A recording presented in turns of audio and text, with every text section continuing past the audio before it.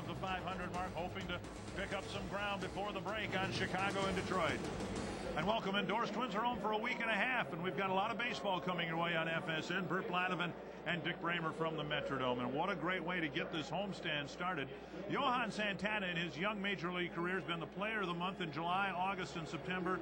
And who knows, he may add the month of June this year. But he's been pitching outstanding, 3-0 over his last 3 starts, and with a 1.29 ERA in the 4 starts in June. And you go back to in the middle of April, Johan 7-1.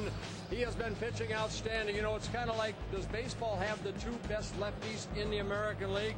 We saw Liriano pitch an outstanding ball game last night in Houston. Let's see if Johan Santana can repeat that type of performance here tonight against the Cubs. The challenge at hand for the Twins is to continue their dominance in interleague play on the road to this homestand when they'll play 3 consecutive interleague series in a row. For whatever reason, the Twins have done very well against the National League. Yeah, against the Cubs, the Dodgers, and the Brewers coming into town. So far, it's been very good road interleague for the Minnesota Twins. 7-2 against the Brewers, the Pirates, and the Astros.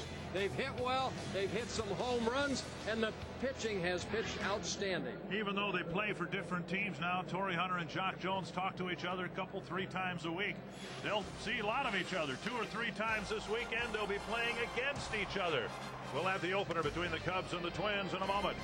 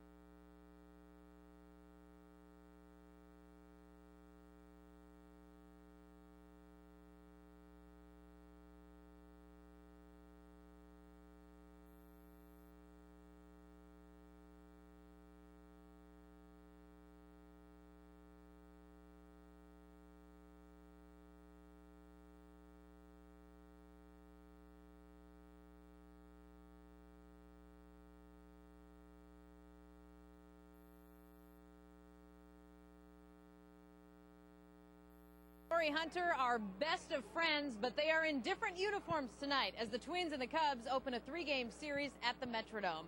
The Cubs in town, well, that means Jock Jones is back at town for the first time in his career as a visitor. He'll be back in that old familiar spot in right field, looking up at the same old familiar white Metrodome ceiling. He played 7 seasons with the Twins, but now we have to get used to seeing Jock in that Cubby blue. Earlier today, Jock told me he is very excited to be back. while I was here. We were like brothers. We took care of each other. We fought for each other. You know, we argued with each other. But it was good to see some of the guys today. You know, I haven't really seen Torrey since, you know, I signed, so it'll be good to see him again and talk with him face to face. We talk on the phone once or twice a week. Shannon, guys like that. So it'll be good to see those guys and talk to them face to face. Jack Jones will face his former teammate Johan Santana for the first time tonight. The Twins and the Cubs in the first pitch coming up next.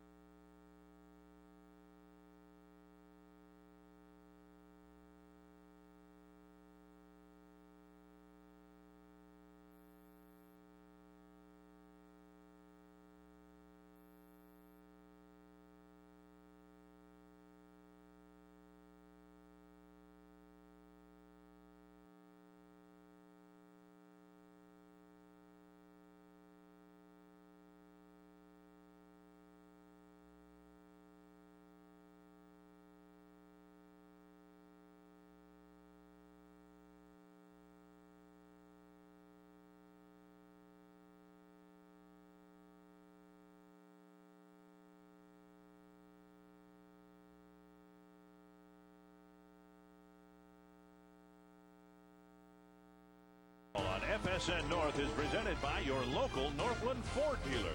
By Menards. Save big money at Menards.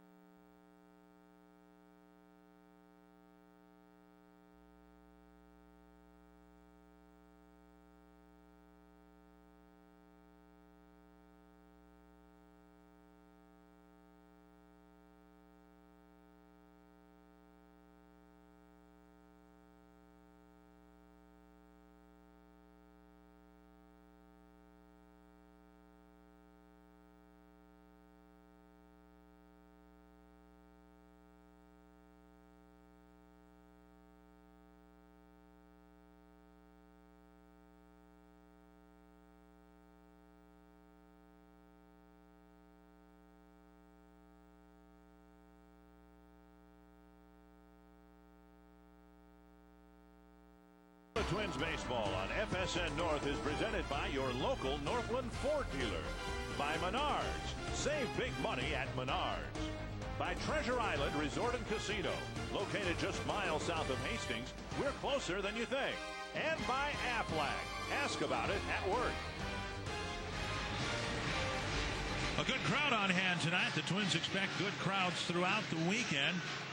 And the Cubs tend to draw larger crowds wherever they go, but so does winning baseball. And the Twins have put together an impressive string of games. As for the Cubs, well, not so much. Dusty Baker on the hot seat managing the Cubs.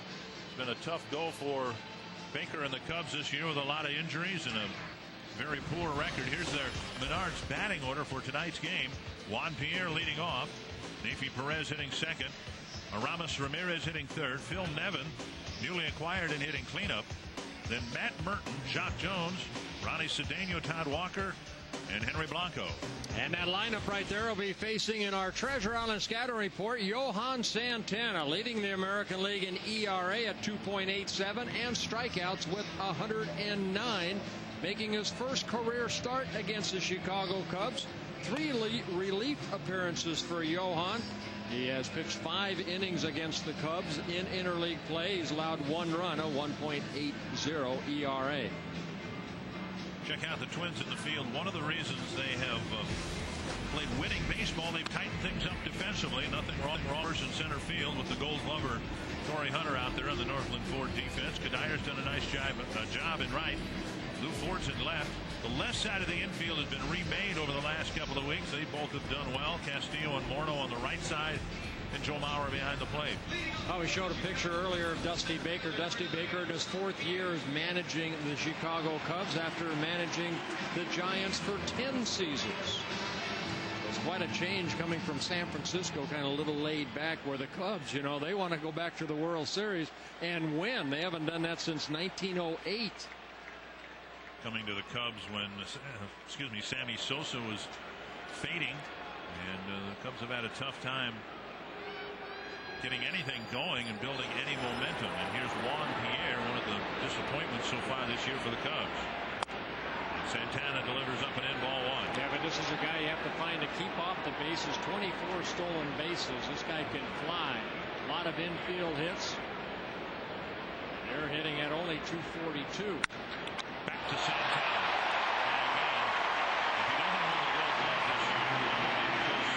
I suppose Mike Messina or Kenny Rogers won another one because he's an outstanding fielding pitcher. Well, not like Lariano to where he will recoil and almost go toward third base. Johan really gets into that good position to field ground balls. There are the numbers on Johan. 109 strikeouts. Pedro Martinez right now leading the major leagues with 110. One down quickly, and here's Nefi Perez. Slapping one to right. To Dyer. Almost looks like a catcher in right field, getting down into the crouch to make the catch. Well, those light poles up here toward the Twins dugout, sometimes they can play havoc on a ball hit just like that. That low line drive. You get it caught up in that light post, and then Kadire, you can see him fighting it. Okay, I see the flight of the ball. There it is. Two down. Here's Ramirez. Big swing and a foul, one strike. Cubs aren't taking in much time. They're not going to take any pitches against Santana. Pierre took ball one, then he was retired on the next pitch. Perez retired on the first pitch, and Ramirez wanted to hit that somewhere into St. Paul with that swing. 1-1. And Ramirez's numbers down. And of course, the Cubs missing greatly their big slugger and the best hitter on the team, Derek Lee. Nub back to the mound, and Santana will breeze through the first inning, throwing a total of 6 pitches.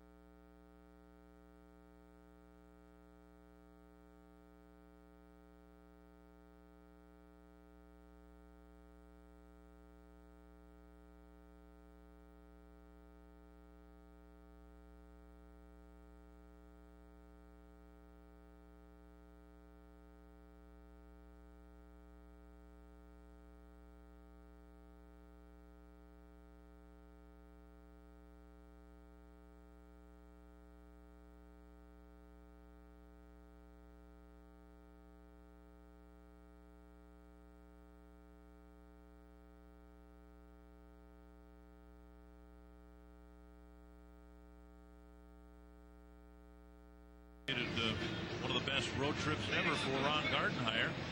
5-1 road trip. He's hoping to get back into postseason play. And they'll send out this Menards batting order. Luis Castillo, Nick Punto, Joe Mauer, Michael Kadire. Justin Morneau had a phenomenal road trip. Then Torrey Hunter, Jason Kubel, Lou Ford, and Jason Bartlett. And the Treasure Island scouting report on making just his third major league start. It'll be Carlos Marmol. There's his third major league start, signed by the Cubs in 1999 as a catcher and an outfielder. Started pitching just 3 years ago. Up and away, ball one. Marmol with a good fastball in the low 90s, a slurve type of slider, and a changeup. Showing bunt and taking ball two.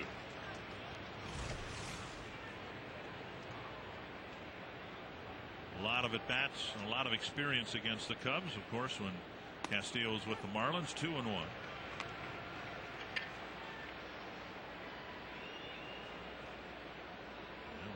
Pierre was the leadoff hitter for a good part of Castillo's time with the Marlins, and Castillo hit second.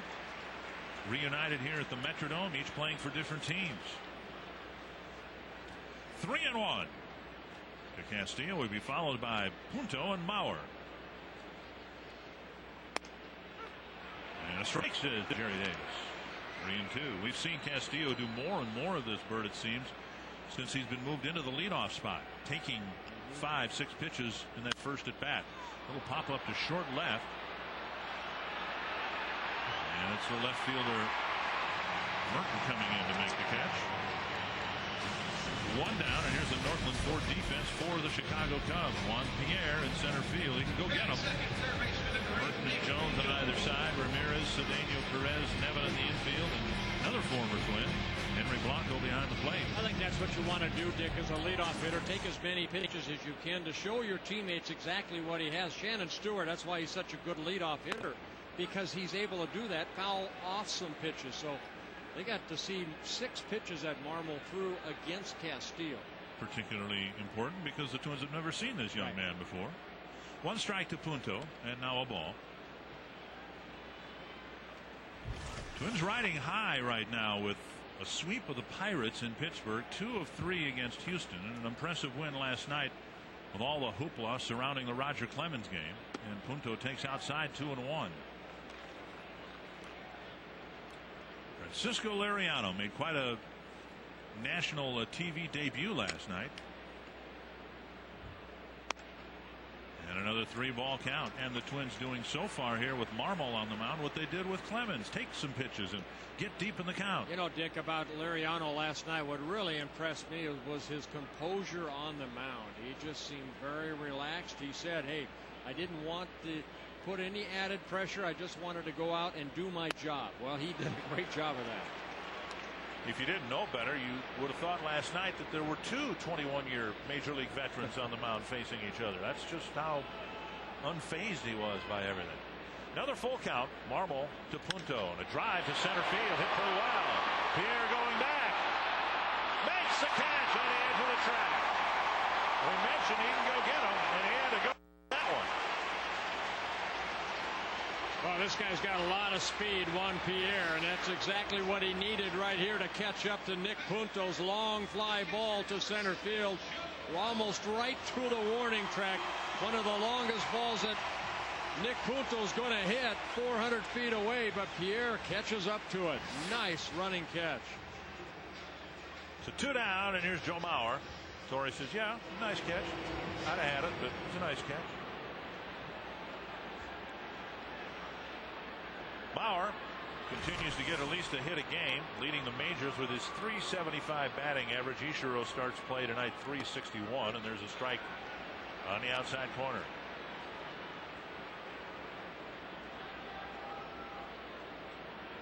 Mauer had a good road trip, but his batting average went down. Yeah, when you hit .333, it goes down, I guess. Chopped to the left side, and Ramirez fires. And each pitcher has a 1-2-3 first inning. We head to the second. No score.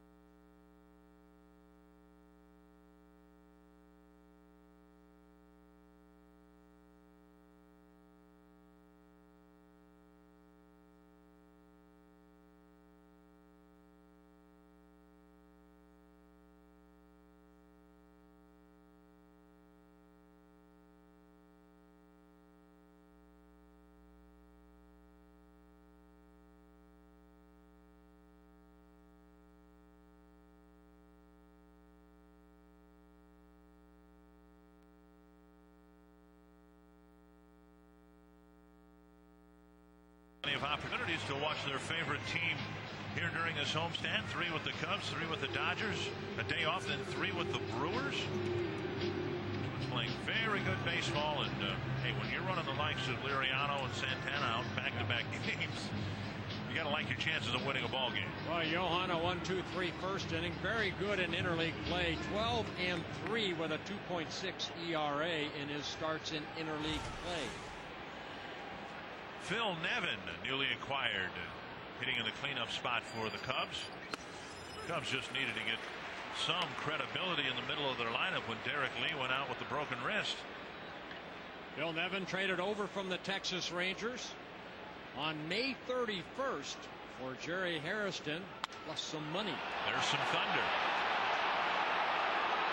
And a 1-0 Cub lead.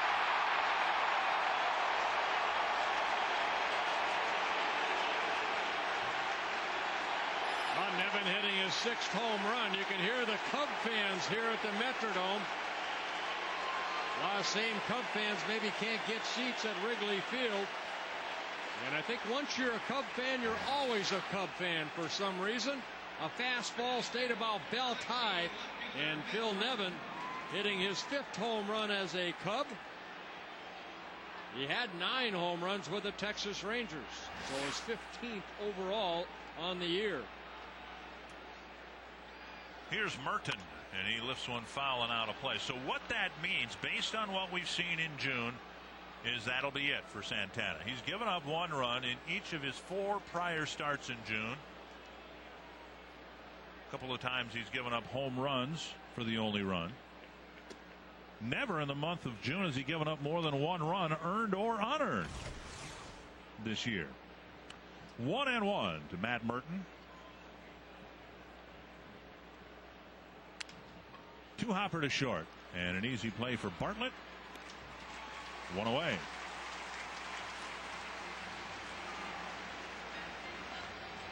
In the month of June, Santana, as we showed you before, 3-0. And here's Jock Jones. Right fielder, number 11, Jock Jones.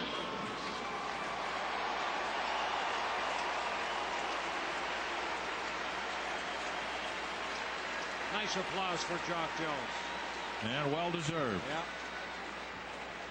With the Twins for 7 seasons from 99 to last year, a .279 career hitter as a Twin. 1 strike. Got off to a terrible start with the Cubs, but has put up very good numbers, especially given what has happened around him. You put his numbers against the other numbers in the Chicago lineup. There's a fly to left. And Ford back and across. 2 away. You put Jones' numbers up against what the other Cub hitters have put up, and you wonder where the Cubs would be without him. Now welcome back, Jock Jones. A deep fly ball, but Lou Ford caught it for the 2nd out. 2 down, and here's Ronnie Cedeno.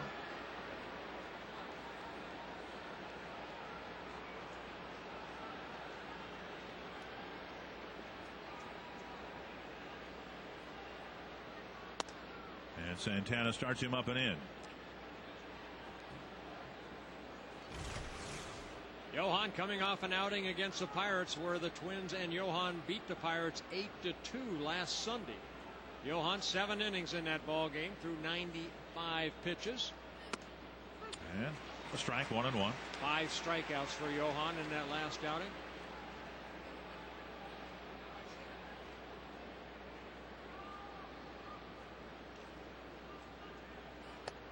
One and 2. Santana leading the American League with 109 strikeouts. The major league leaders, Pedro Martinez with 110. Opponents hitting just .227 off of Johan. And there's strikeout number 110. A leadoff home run for Nevin, and the Cubs take the first lead.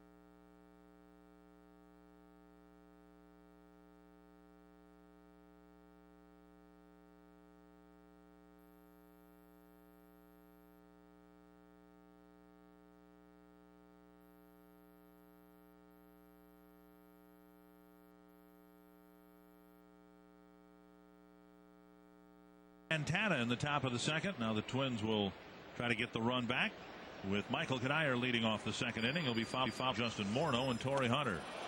Up and in, and Cuddyer sprawls out of the way. Well, that wasn't a fastball. That was a breaking ball. He just tried to overthrow right there. Cuddyer maybe looking out over the plate, and he gets out of the way. And, of course, the next pitch is low and away on the black. 1-1.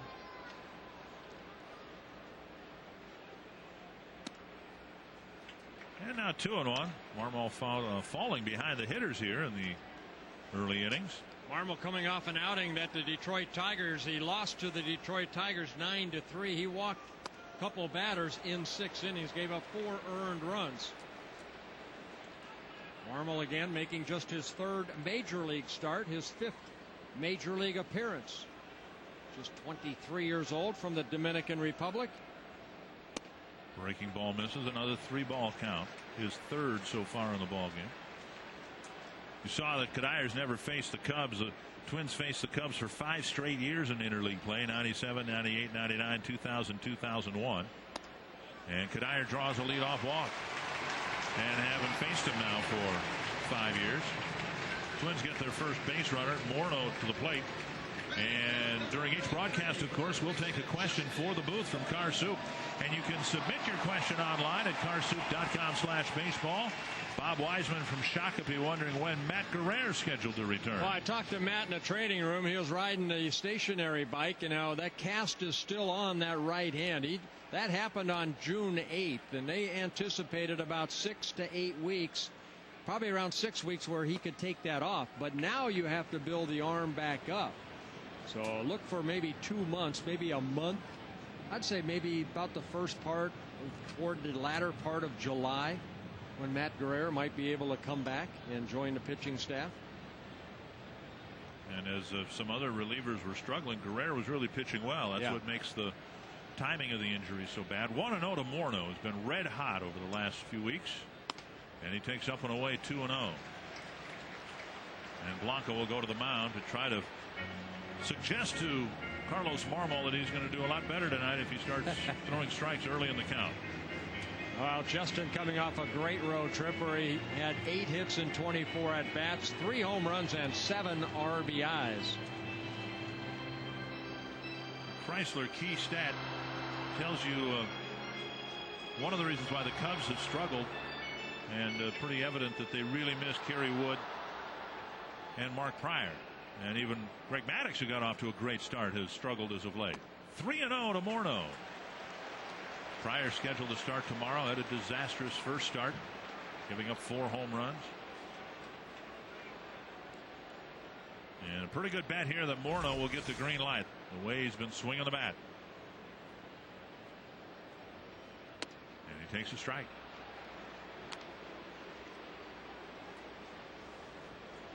Morneau's average up to 275, and the 18 home runs and 58 runs batted in each lead the club.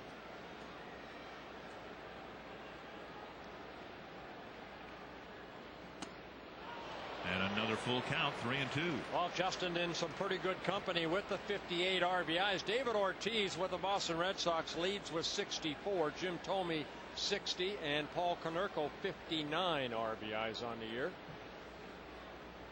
3-2. We'll see if the Twins do anything with Cuddyer here. He goes, and Morneau sends it high and deep to center.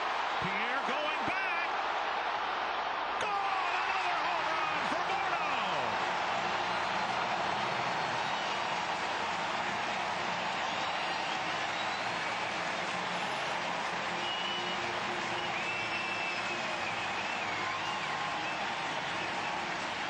Number 19. RBIs 59 and 60. You know what, Dick? I think you can see here and at home the strength of Justin Morneau. This ball looked like it hit off the outer part of the bat, but Justin, with that uppercut swing, you saw how strong he is. I thought it was a fly ball to center field, but it leaves the ballpark for a 2-run home run. 417 feet to center field, and Torrey Hunter takes strike 1 from Carlos Marmol. So the Cub lead doesn't survive the bottom half of the second inning. 1-1.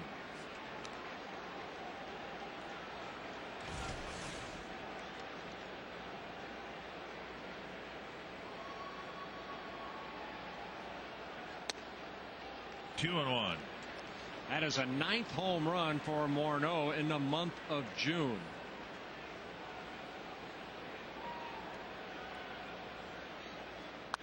This one popped up to the right side. Mayfi Perez calling for it. And Jacques Jones has seen a lot of those pop-ups lost here. He was right behind him in case Perez needed any help. One down. And here's Jason Kubel.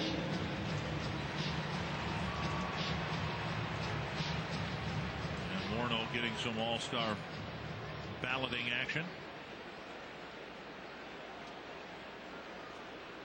One thing that will probably help the chances of Joe Mauer, Johan Santana, maybe Morneau, maybe another Twin or two to make the all-star team is if the team can stay above the 500 mark. It's a lot easier for a team to lay claim to 2 or 3 spots. Here's a drive to the right field corner. That's down for a hit. Jones will pick it up. Kubel will go to second with a double.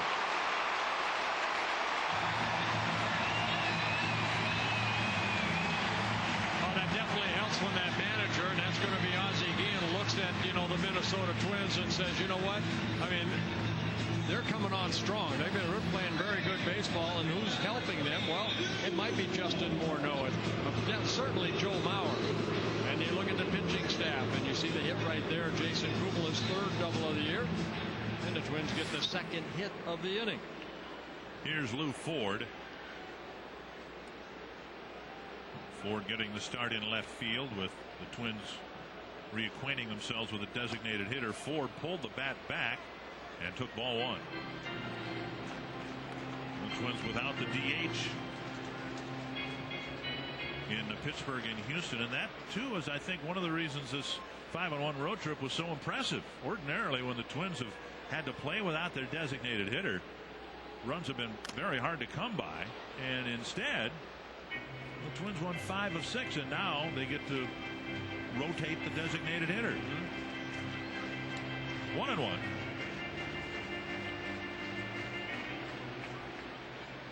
Liriano says, yeah, I kind of liked it the other way. I liked a chance to hit. High and tight, 2-1.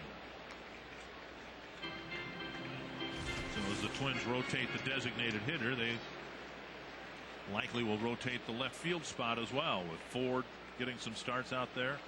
Kubel, Shannon Stewart when he comes back. Ripped down the line. Oh, what a catch by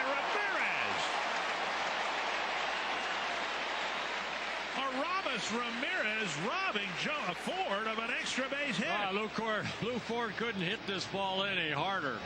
Ramirez diving to his right and comes up with a great catch right here. That definitely robbed Lou Ford of extra base hits. Good reaction, leaping up and grabbing the 2nd out.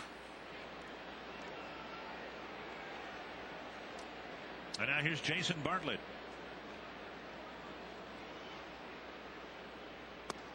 Bartlett's hit in every game since his call-up. Yeah, career high 8-game hitting streak for Jason Bartlett. 12 hits and 29 at-bats, a .414 batting average. Bartlett with a couple doubles. And now 0-2.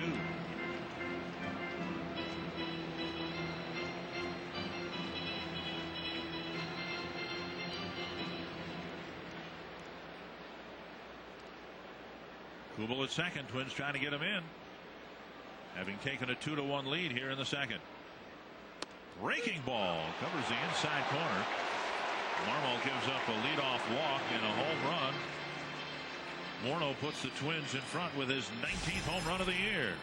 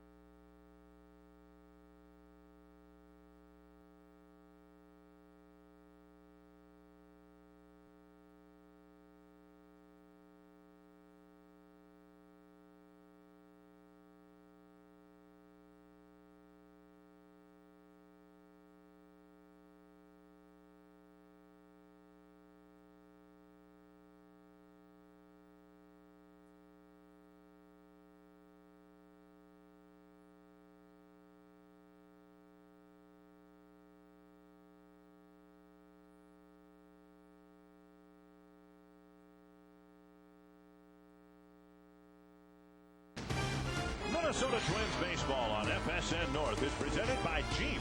Go everywhere, do everything in a Jeep. Check one out today or go to Jeep.com. And by Grand Casino Mille Lacs and Grand Casino Hinckley. What's your Grand Casino story? The Twins lead 2-1 at the Metrodome, but have finally found a stride away from this building, going 5-1 at Pittsburgh and at Houston. Torrey Hunter called that the greatest road trip he has ever been a part of. Ron Gardenhire said the trip was great, but it won't mean much if we can't come home and follow it up. Gardy said, yes, there is a lot of baseball left to play in this season, but we also have a lot of ground to make up. And Gardy stressed we cannot afford to relax right now. Not when you're 11 games out, no. Todd Walker at the plate. Check swing for strike one, a full swing for strike two. And now it's 2-2. Yeah, three guys in this lineup for Dusty Baker have been former Twins. Todd Walker, of course, originally signed by the Twins, a #1 pick out of LSU back in 1994. He played with the Twins in 96 to 2000. Henry Blanco, you saw him on deck, and of course Jock Jones. Fouled back by Walker. The Cubs are in the middle of an awkward time for them, as catcher Michael Barrett is serving his 10-game suspension, and that's impacted Walker to the point where he is the designated hitter rather than the second baseman or the first baseman. Just off the corner, 3-2. Well, Walker's always been a very good hitter at the major league level, a career .290 hitter. The Cubs are his fifth different organization to play for at the major leagues. The Twins traded Todd Walker back in 2000 for first baseman Todd Sears of the Colorado Rockies. And Walker draws a leadoff walk here in the third inning. And that'll bring up Henry Blanco. Blanco, the regular backup catcher, will be asked to catch every game during Barrett's suspension. And the Cubs are going to try to survive his suspension without calling up another catcher. So their backup catcher is Phil Nevin. And they don't dare put him in as the designated hitter, because then if something happens to Blanco and they have to use the backup catcher behind the plate, then they would lose the designated hitter the rest of the way. So that's why Nevin is at first and Walker's the designated hitter.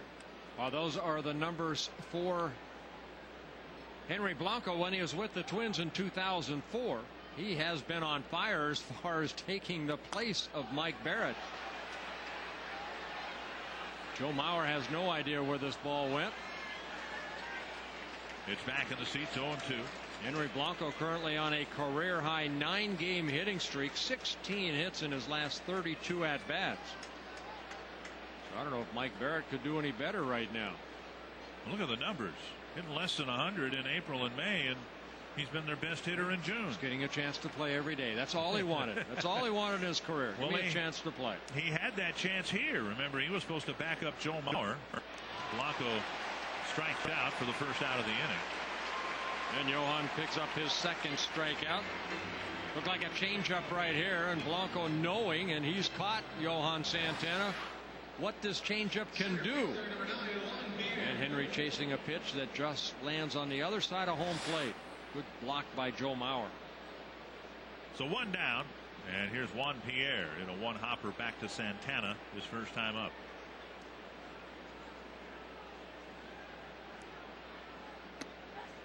Bunted at it, and a strike. Pierre says, I pulled the bat back.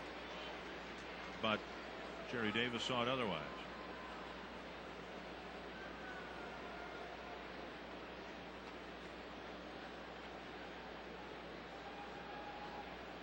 Punto has to respect Pierre's speed and his bunting ability. Very good bunter. 1-1. Nothing's gone right for the Cubs this year, and they acquired Pierre, expected him to just do what he'd done with the Marlins before, and instead here late in June now he's got an on-base percentage of .290. He's a career .305 hitter into this season. So you can see the .242 batting average, very low. 2-1. I was talking to Jock Jones about that a little bit. before the ball game about getting traded over and then trying to get accustomed to a new organization, new teammates, and he said it was tough at the beginning. He said, but you know what, he had a lot of people told him, just relax, just do your thing, don't try to do too much, and now it's paying off for Jock. 2-1 to Pierre. Runner goes and the pitch popped up, fouling out a play. Well, the whole notion of trying to do too much at the start of the year isn't exclusive to players who are with new teams. I think it's safe to say that a lot of the Twins hitters tried to do too much early in the season. And in Jones' case, of course, he wasn't traded to the Cubs, but signed with them as a free agent. Castillo got off to a good start with the Twins, and that's been one of the problems for the Twins and Rondell White, to try to get him to just relax and do what he did the last couple of years with Detroit. Check swing and a foul. Well, the one thing about Pierre, he will play every day. He's played in every game this year, and the last game he missed, you have to go back to 2002 when he was a member of the Colorado Rockies. Spent 4 seasons in the Florida Marlins system from 2003 to last year, did not miss a game. 2-2 to Pierre.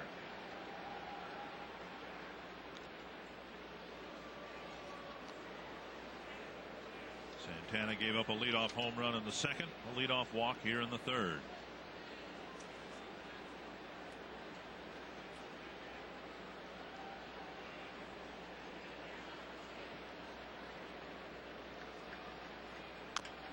High chopper, and Santana with a nice play to get Pierre. A pirouette going down the back slope of the mound for out number 2. Yeah, very tough play here, because you know the runner Pierre can get down that line, but Johan, he spun around, made the turn, and with the ball with his back toward home plate, he makes a nice play right here and flips it over to Morneau for the second out. On the play, Todd Walker moves to second. And now Nefi Perez.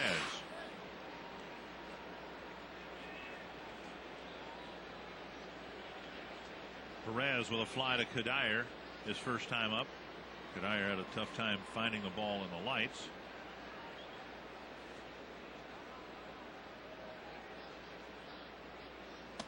Half swing and ball 1.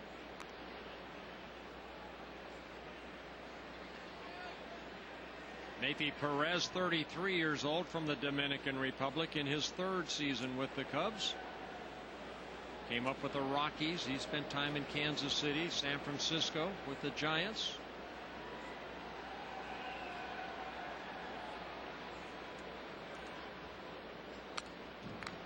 One and one. Santana has seen his ERA go down each of his last 5 starts. Bert mentioned before, he's the American League ERA leader. Right now at 2.87. I looked at that and I said, you know what, that's how many days are left till my birthday. 287 days. Pretty nice, huh? Hope his ERA goes down as my birthday gets closer. That's a pretty sly way of sneaking in the birthday club. That's what I thought.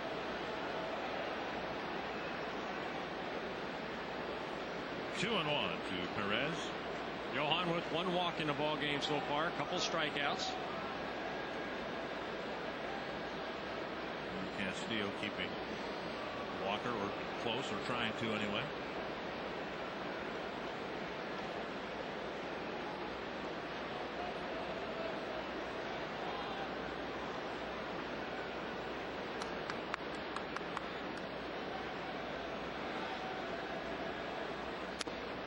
Swing and a foul.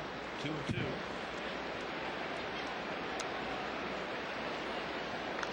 Not only in each of the last 5 starts, but from month to month, his monthly ERA is improving. Yeah, remember he started the season 0-3 in his first 4 starts. After that, he has been on fire. 7-1 since that 0-3 start for Santana. It's been a growing phenomenon at home. Santana seems to have a knack for striking out the 3rd out of an inning. Royals just got a piece of it. Santana struck out Cedeno to end the second inning, and he almost got Perez here in the third. It looks to be a crowd of about 40,000 here tonight. Most of them, I'm guessing, watched Liriano outduel Clemens last night. Now they get a chance to watch Santana in person.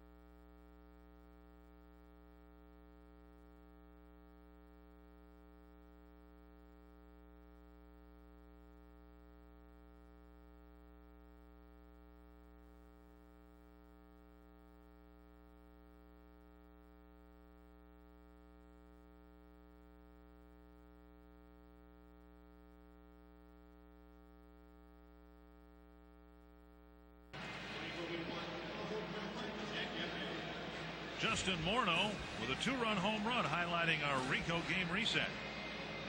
Well, Phil Nevin hitting a solo home run off of Santana, his 15th of the year, his 6th as a Chicago Cub, and Johan 3 strikeouts in 3 innings pitched.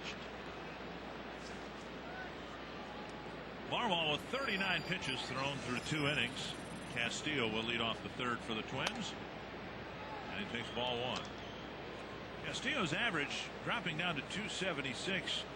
Most of the hits he's gotten lately have been infield hits. And a foul back, a strike.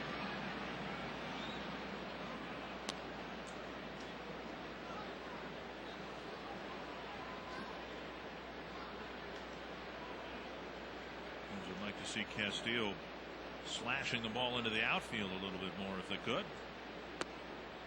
1-2. Well, he's one of those hitters that's a switch hitter. He tries to just put the ball in play, hit line drives.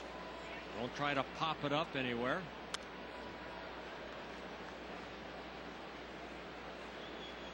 .69 hits, just 13 extra base hits, so he's not a hitter that's going to have a very high slugging percentage, but well, he doesn't strike out much. He'll take some walks, and he makes contact. To the pitcher. 1 down. Coming up on Sunday, another big day at the Dome, and for more, here's our good friend Frank Quilisi. The Twins Hall of Fame will have a new member on June 25th. Come out as we remember the great career of 1965 MVP Zoilo Versalles. Call 800-33-TWINS for tickets. You and I will be a part of that ceremony on Sunday. That'll be a fun pregame ceremony. Here's Nick Punto. Zoilo, the first of 3 Twins AL MVPs. Armin Killebrew in 1969, Rod Carew in 1977. They'll both be here on Sunday. Punto drives it to right, a base hit. Jones will backhand it. Punto will be content with a single.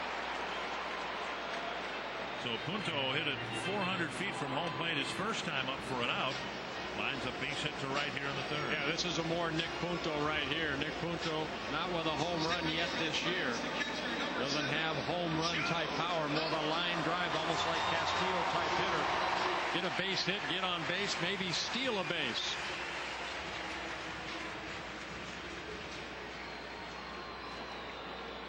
And now here's Joe Mauer. Got a ground ball to Ramirez his first time up.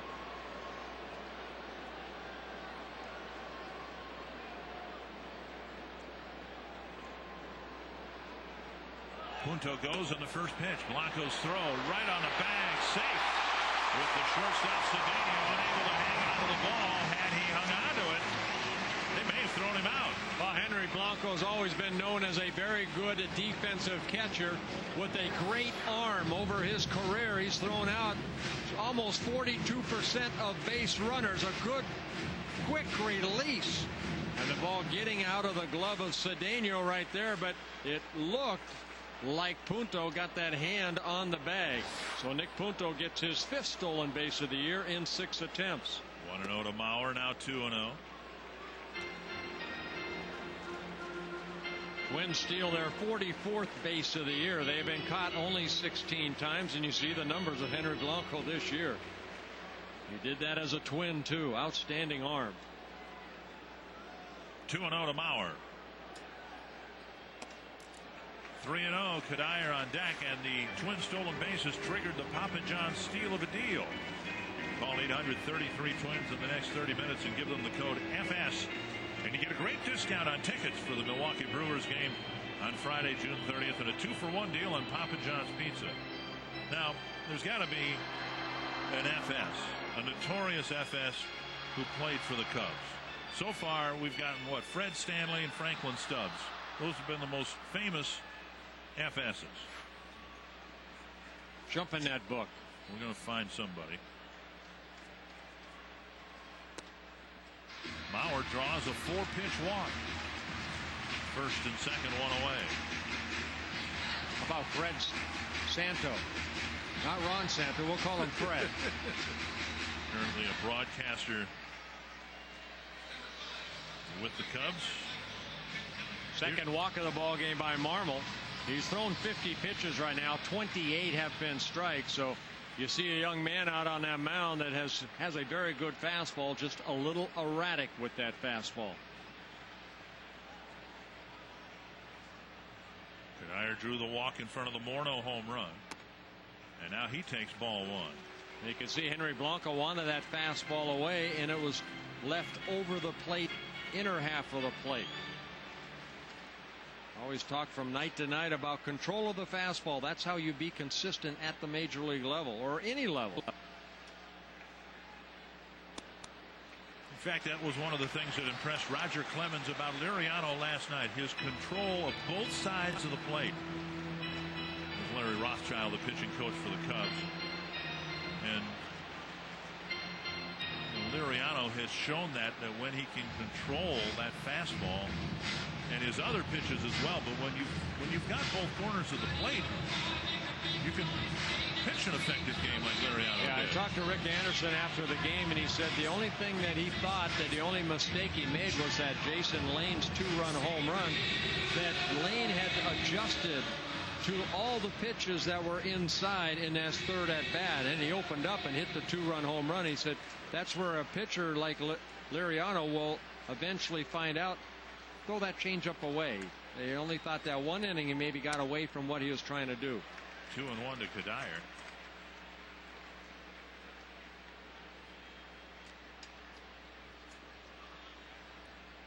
He's trying to pad a 2-1 lead.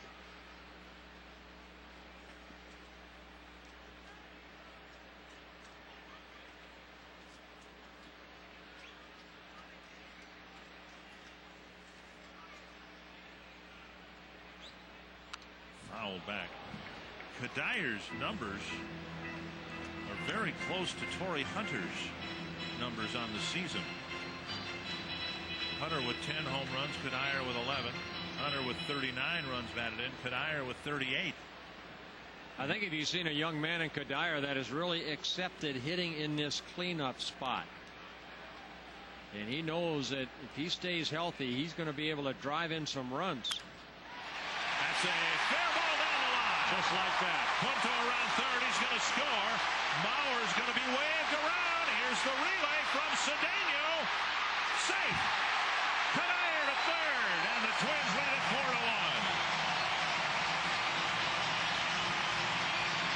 RBIs 39 and 40 for Michael Kadire. Well, it looked like a breaking ball that Marmol left up. Kadire reached out and poked it over the head of Ramirez, the third baseman. Kadire credited with a double, a couple RBIs. Good piece of hitting right there. And Joe Mauer hustling from first base. He got the green light from Scotty Alger to come on home. And to throw one hops Henry Blanco into the sliding Joe Mauer. And the Twins take a 4-1 lead. Morneau, the base hit to left, and that'll plate Kadire. And it's 5-1. And Morneau now with 61 runs batted in. Well, Justin with his third run driven in of the ball game scores Kadire from third base. And the Twins, just like that, put 3 on the board.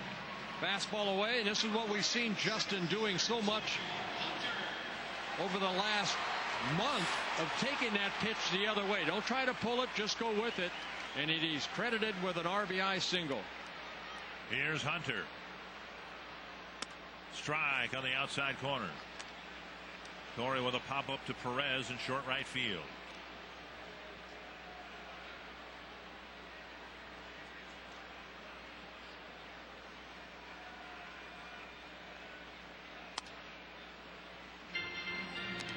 One and one.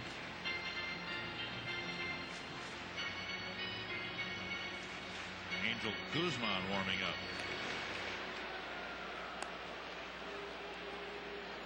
And Hunter up there with a 1-1 count. 1-2. Well, big problem for the Cubs has been their starting pitching. You mentioned Pryor back now, but Kerry Wood's out. Combined ERA at 4.83. That's 14th in the National League. Of course, the National League with 2 more teams than the American League. At 16 teams. 2-2. Only the Philadelphia Phillies have had a worse starting rotation than the Cubs. Cubs starting rotation 5.26 combined.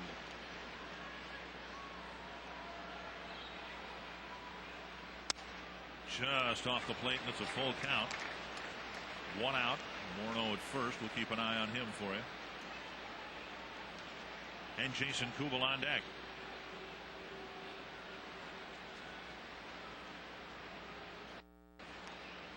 Morneau goes.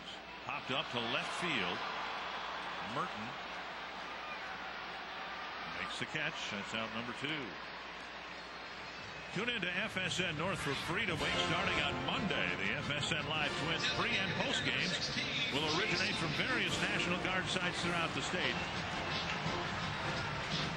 Freedom Week will culminate with Operation Home Base, a commercial-free telecast on July 1st, honoring U.S. military in Iraq. And FSN North crew is embedded with the Minnesota National Gun for the tribute, July 1st at 6:30 on FSN North. It was nice to see Ron Johnson in our pregame show from Iraq. Talking about the recreational activities of our soldiers in Iraq. It's an outstanding piece. Here's Kubel. Hit high and deep to left center field. Pierre giving way to the left fielder Merton, and he makes the catch. But in the inning, 3 hits, a walk, and 3 more runs for the Twins. They've got a 5-1 lead.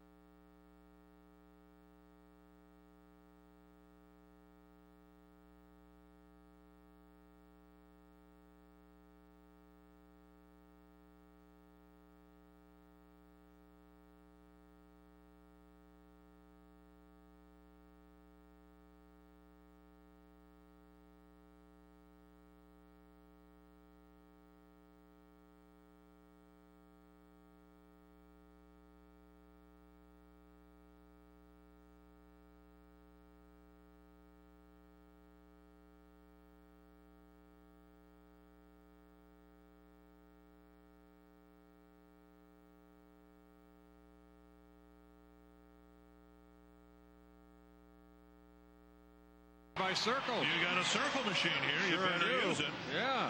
And here's our Aflac trivia question. I'll use it all right. Sitting right in front of another Twins Hall of Famer, Frankie Viola. Frankie won't be here on Sunday. Most of the Twins Hall of Famers will be here. And our Aflac trivia question from the Aflac Duck. Who are the 3 Cubs third basemen to knock in 100 runs in a season? I think we mentioned one of them earlier. And I think another one has already made a great catch here tonight and is at the plate right now. Strike one. I think 2 out of 3 is pretty good. Especially after the road trip. We barely, just barely, kept our streak alive on the road trip. Swing and a miss, 2 strikes. And I do have a Cub media guide here. Good. Let's not use it tonight. I think we're okay tonight. Just, oh, you know who the third one is? No, but like you say, 2 out of 3 is pretty good. That's true.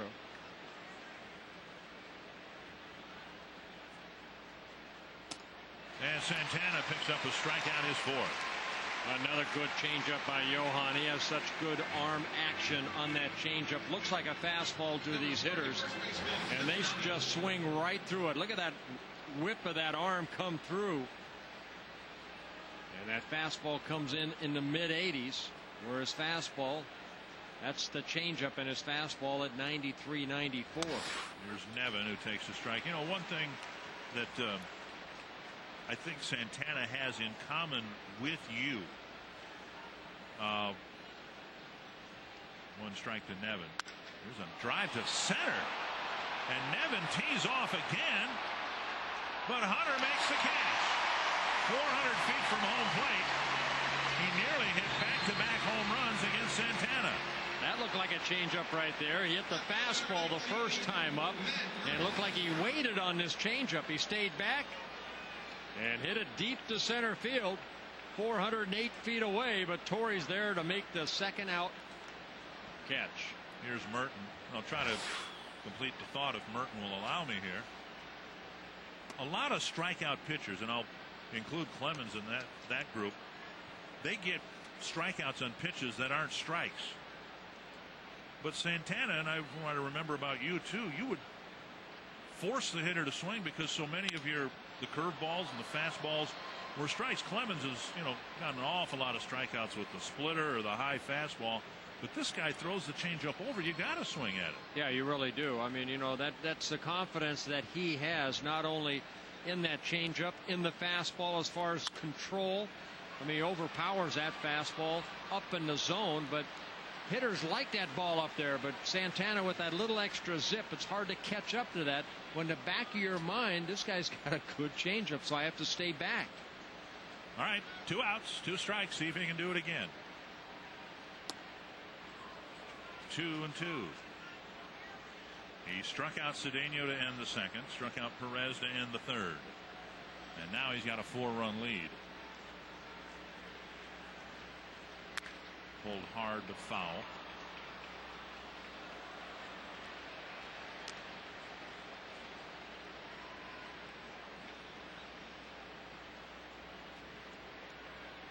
Santana hasn't had multiple run leads too often this year.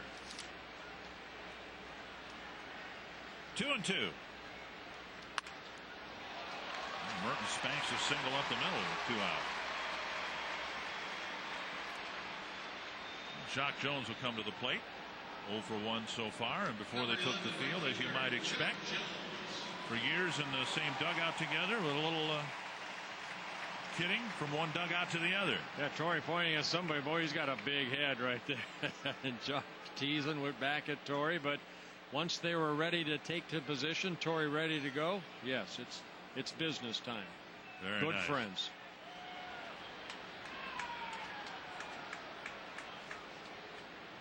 And Jock takes up and away ball 1. Of all the players who've left here, and there have been many, Minkiewicz, Koski, Hawkins, Guardado, so on and so forth, this is the one that probably sentimentally is the hardest to take. Jock Jones and Torrey Hunter were friends going back throughout their minor league days, and it's tough. I think it's tough, Dick, because these two guys right here really represent what the game should be all about. They always smiling. They'll give you 100%. Yes, they'll get upset, but somewhere in the ball game you're going to see a big smile out of Torrey Hunter. Somewhere in the ball game you're going to see that smile of Jock Jones. But how many times through their minor league careers as fellow outfielders did they support one another, help them, encourage one another to get to the major leagues? And now 3-1. The business of baseball has its impact on friendships. Not on friendships, but on teammates. Right, yeah. Teammates. They'll always be friends. 3-1 to Jones.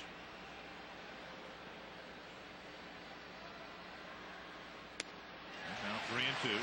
Jock getting a chance to play more against lefties with the Cubs than he did typically with the Twins. There's a good example of Santana right there. 3-1, fastball situation. Jock saying, okay, give me a fastball to hit.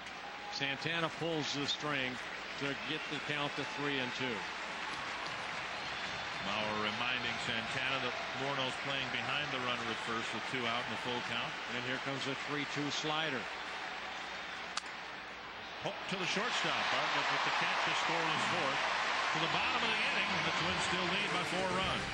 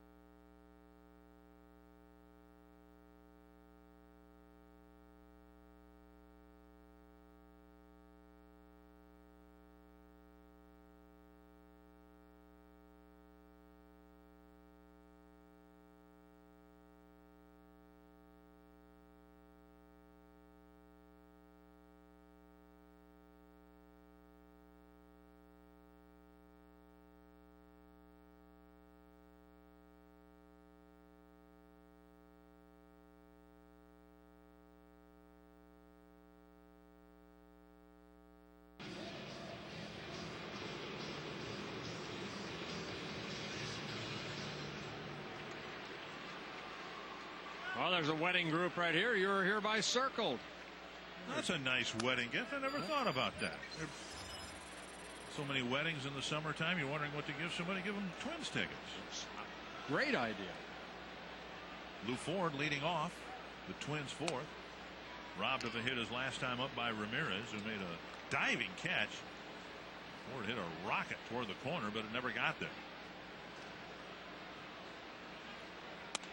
Up high, 2-1.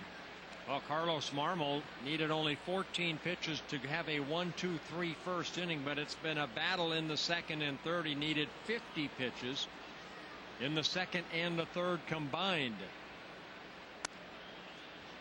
And throughout, we've seen a lot of this, a lot of 3-ball counts. Well, you see a young man right here, 23 years old. He's got called up in the first part of June from Double-A, where he was pitching very well, 3-2 with a 2.7 ERA. But you can kind of see, you know, he's just starting to learn how to pitch. He's got a great arm, got some movement, good hard breaking ball, but again, very erratic with that fastball. This is the 7th 3-ball count and the 6th full count for Marmol, so hence the high pitch count. Ford strikes out on the fastball, 1 down. Marmol picks up his second strikeout. Get up to the minute news and your regular season tickets today at twinsbaseball.com. Sign up for MLB.tv and the other wireless offers. And don't forget to check the eSaver for a great discount on an upcoming Brewers game. TwinsBaseball.com, where Twins baseball is always on. Now, we should just clarify that. It's an upcoming Twins Brewers game. You know, I mean, it's an upcoming Brewers game. That means a game here, not one at Miller Park. No, we already went there. Yeah, we went there. And did well there, winning 2 out of 3. Bartlett takes ball 1, 1-1. One thing I have seen from Marmol is that good tight rotation on that breaking ball. But again, the fastball kind of all over the place. 1-2.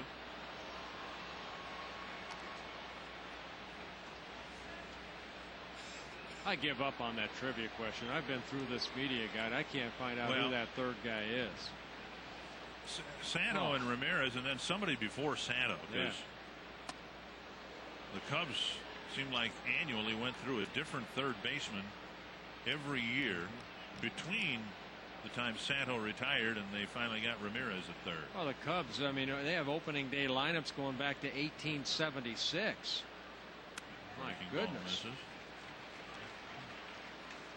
You know, back in 1876, on opening day, the Cubs beat Louisville 4-0. Wow. Yeah. And the Louisville team was what, the Sluggers, I suppose? Bartlett draws a walk. All right, well, we're going to give you the answer, the complete answer. We're pretty sure of Santo and Ramirez for Cub third baseman with 100 runs knocked in plus in a season. Andy Pafko. There you go. Oh, there you go. And it was before Ron Santo.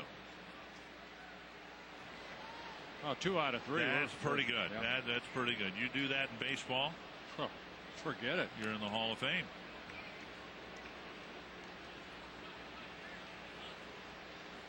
On the right, Ron Santo, the gentleman on the left. Pat Hughes, for 1 year, was my partner in Twins telecast way back in 1983.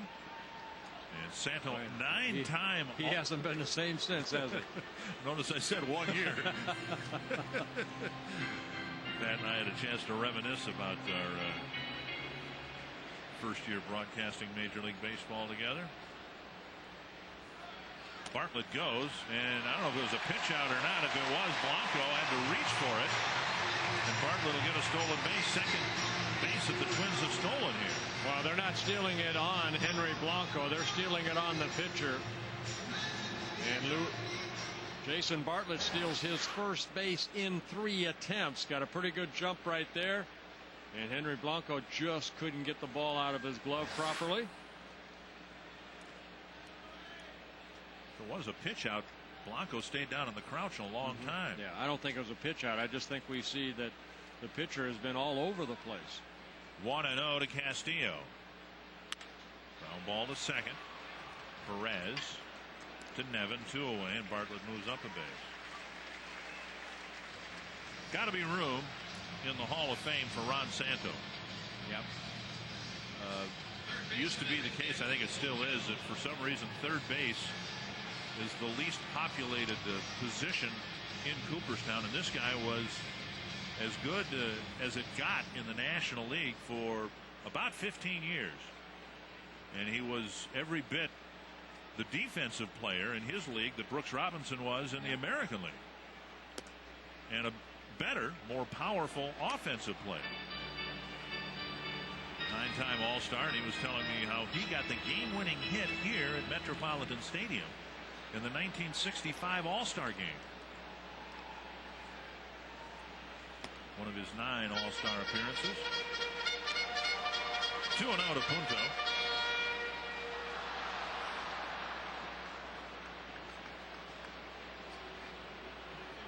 Will Ullman warming up in the Chicago bullpen.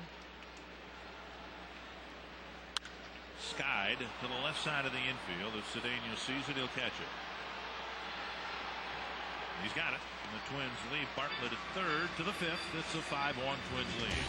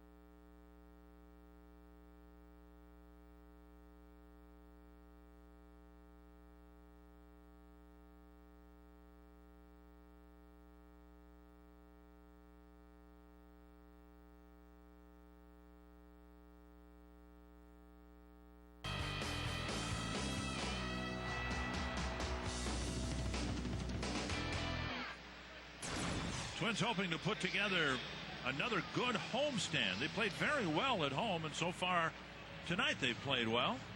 Along with Barney Gellner and Bert Blyleven, I'm Dick Bramer. Winona State's here. Promising love for you. She loves me. She loves me. Just for being Circle. What a wonderful machine that is. There's not enough love in the world. There needs to be more. There need to be more Circle machines. Look at that. They're even sharing a drink. Right. Wow. I missed it in Houston. Missed my Circle machine. On the right field line, a foul. 2 strikes. And again, I thank the truck for coming up with it. It took them a whole day to find that circle. As a result of that, I understand they were reporting to the truck at like 7 in the morning just to accommodate you. Good. Strikeout for the opening out of the 5th. Strikeout number 5 for Johan. Another changeup down in the zone. Johan, we've seen that changeup. Well, sometimes he'll turn that changeup over. That'll go away to right-handed hitters. And then also one that he has to lefties that'll tail away.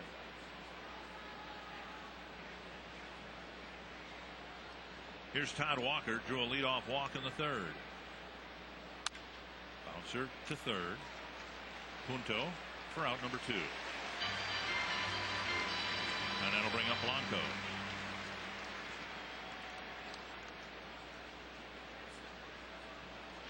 Blanco with the Twins was supposed to be the backup catcher, but then Joe Mauer had the knee problems and couldn't play at all in the second half of the Twins playoff run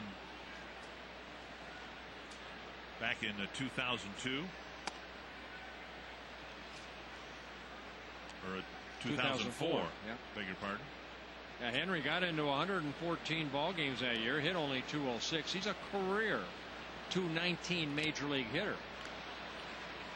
Mauer off and on through the first half of the year hit 308, just 107 at bats, and the Twins were frantically trying to get Mauer ready for what they hoped would be a run in the World Series. Had the Twins advanced past the Yankees that year, Blanco with a fly to right, there was a chance Mauer might have been ready for the second series. Had they made it to the World Series, Joe says he would have been ready to be the catcher in the World Series had the Twins gone that far.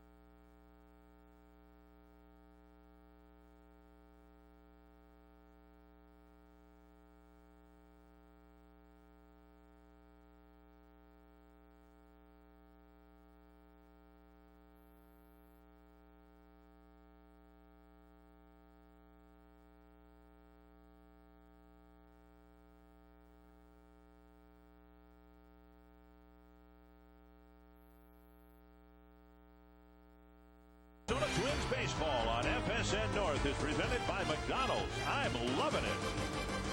And by Dodge. You can take life as it comes, or you can grab life by the horns. Dodge. 5-1, the Twins with the lead. See, they said, please, you are hereby circled. Good luck with your new kidney match. Oh, yes, Matt. Well, we want to pass along our best wishes, too. Sure do. Joe Mauer will lead off the 5th inning for the Twins. Mauer walked and scored his last time up.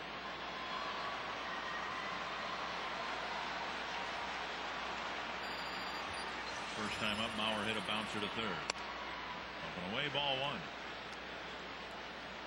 You get the sense that Mauer's in a bit of a slump, but every day you look in the box score and he's got at least a hit. That's how good he's been. I think for a while there, you know, he had such a long hitting streak, and that average, it seemed like he was getting 2 or 3 hits a night. A fly to left center field. Mertens there for the catch, one away, and time now for a Dodge game break. And let's go to Marnie Gellner. All right, Dick and Bert, Detroit opens the series with St. Louis tonight. In the bottom of the 5th inning, Maglio Ordonez gets the single to score 2 runners. The Tigers get 4 runs in the inning and now lead this game 7-5. And if anybody in St. Louis was wondering about the American League Central and the teams on top that are fouling it back, I would imagine Tony La Russa and the Cardinals are convinced now. The Cardinals got embarrassed in the first 2 games against the White Sox and shut out in the 3rd game, and now Detroit's got a lead on them. Yeah, St. Louis still has that 4-game lead over the Cincinnati Reds, but boy, they have been struggling. Their pitching staff has really struggled. They hope to get Albert Pujols back in a week or so. The Cubs had Derek Lee take batting practice today, so they're hoping that he'll get back before too long. Yeah, he's going to go down and get some rehab, play some games down at the minor league level. He left today. Shannon Stewart's going to take off tomorrow, and the Twins are planning on him getting about 6 games of rehab in before he hopefully will come back and join the club.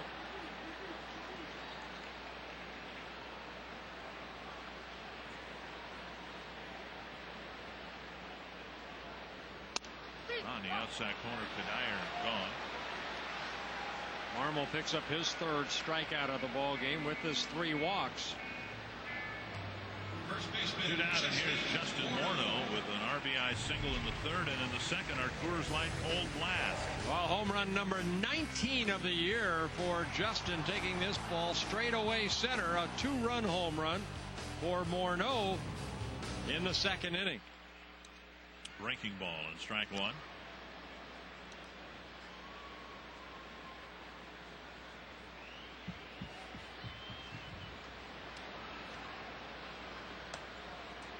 And now 1-1. Suddenly, Morneau's numbers are looking Ortiz-like. And who would have thought that as recently as a couple weeks ago? Popped up behind second base. Marmol might have his best inning since the 1st. It's a 1-2-3 5th inning. On to the 6th with the Twins up 5-1.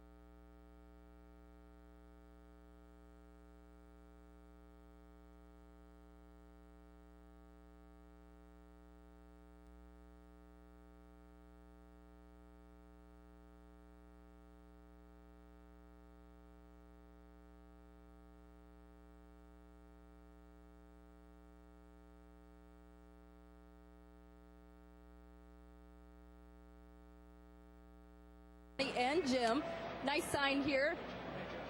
Johnny, tell us about this sign. We're on TV. Say hi, Mom. Hi. Jim, why did you make this sign? We're just really big Twins fans, and we wanted to support Bert. He doesn't have too many more years voting left, so with his record and strikeouts and 1-0 games that he ended up losing, we think that he deserves to be in there. Well, because of your sign, Bert's going to circle you tonight. I'm sure he'll be happy to circle you, and you get $100 worth of lottery tickets. Okay, thank you. Congratulations. Thank you. Hold it up, Johnny. From Duluth. Very nice. Thank you very much. Well, we all watch you in Cooperstown. No, and we're not talking about Cooperstown, North Dakota either. Did you know there was a Cooperstown, North Dakota? No, I did not. It very much in the heart of Twins territory. Albert Pujols did play yesterday for the Cubs. He went 0 for 4. Excuse me, the Cardinals 0 for 4. So he is back. Juan Pierre with a 1-1 count. Twice he's bounced back to Santana. Second time, Santana made a really nice play to get him at first base. Check swing, 2-1.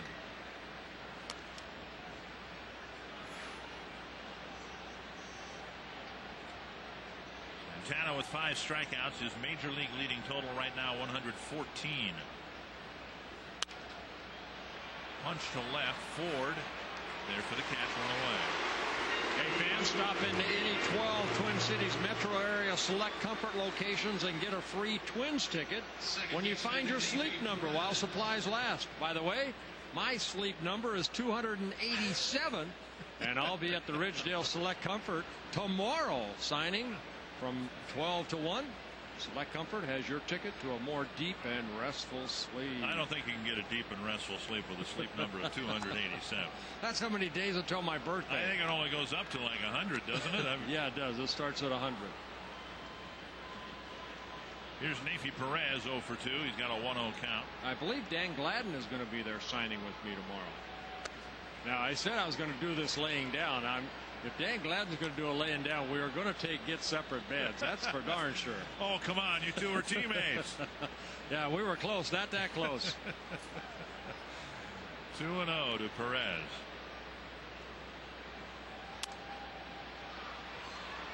So, the autograph thing is tomorrow. Finally, yes, tomorrow. It has come. And you're going to sign all your autographs lying down? I guess so, yes. Okay. I'll have to find out what my real number is. I thought it was 35, then it changed to 28. Yesterday it was 82. Now it's what?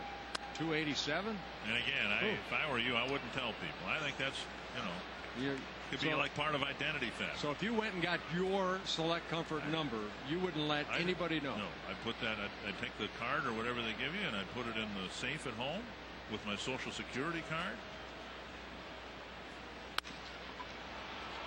To center, and Hunter trots back to make the catch. 2 away. There's certain things I just don't want people to know about me, and my sleep number would be one of them. Well, you're a very private person. I am. Here's Ramirez. Third baseman Aramis Ramirez. Ramirez 0 for 2.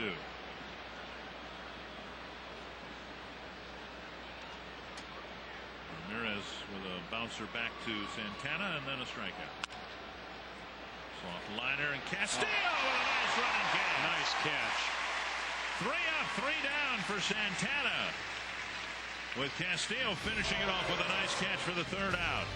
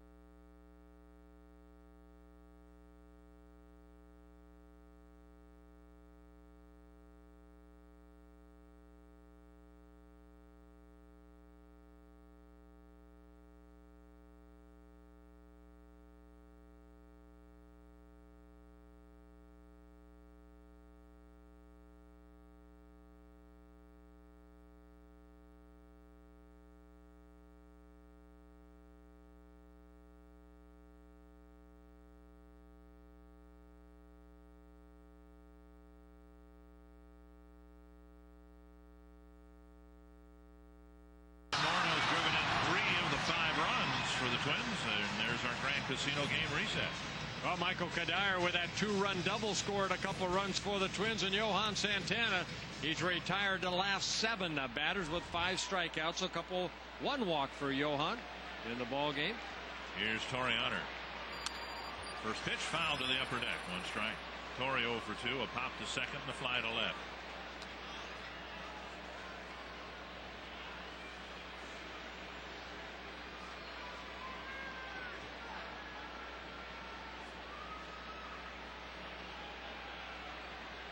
Marmol with 92 pitches in the ball game.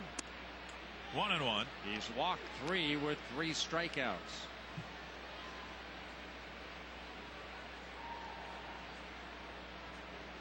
Twins would like to get Torrey Hunter back with a good batting stroke. A ground ball here to second, and he's retired 0 for 3. Torrey's been slumping, and the RBIs just haven't come for him. Still stuck on 39, 1 away.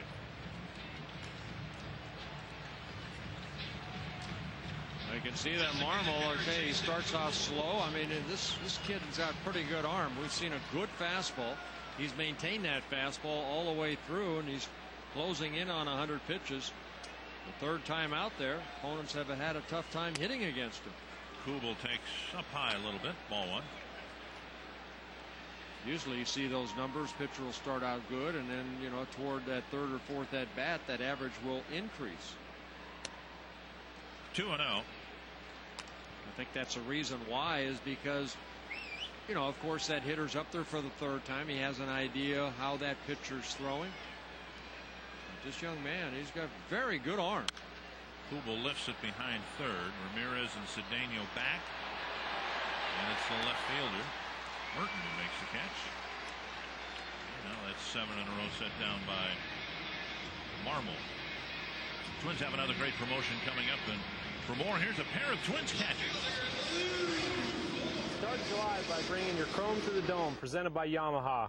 Bring your motorcycle to the Dome on July 1st when the Twins host the Brewers and get free parking. Get tickets today by calling 800-33-TWINS. 2 down in the 6th, and here's Lou Ford. Good job, guys.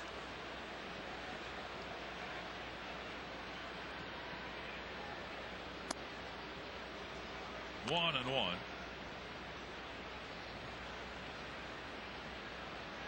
Kind of a sign of where the Cubs are right now. They've obviously been dealt a tough hand with injuries to their 2 premier pitchers, Wood and Pryor. But nevertheless, when you're going down to Double-A to call up pitchers, that tells you a little bit about where your farm system is at. You look at the Twins situation now, they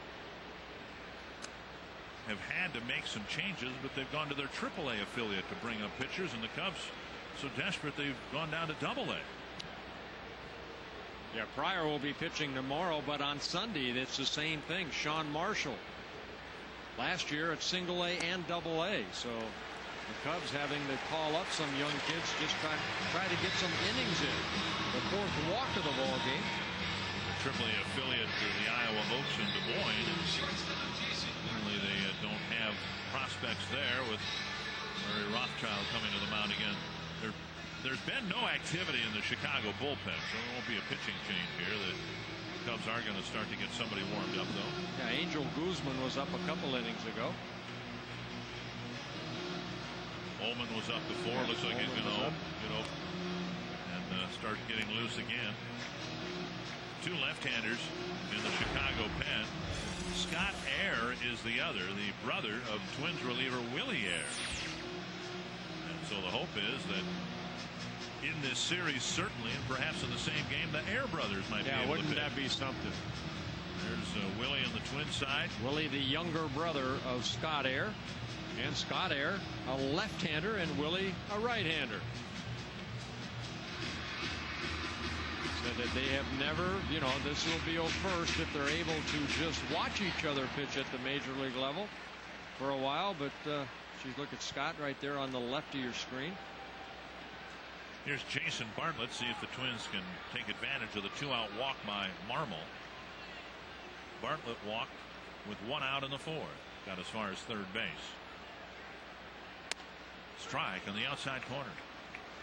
Well, Twins have stolen a couple of bases. Nick Punto in the 3rd inning. and Jason Bartlett in the 4th, and Lou Ford with 8 stolen bases and 9 attempts at first.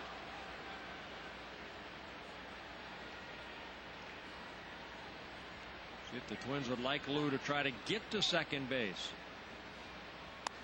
And the Cubs pitch out, 1-1. Scotty Alger, the third base coach, going through signs. Third base coaches like their ears a lot. They always go to their ears, point at their ears.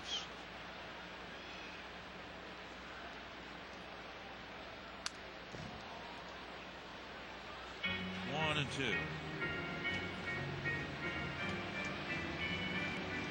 Hands are always dirty, always wiping their hands clean.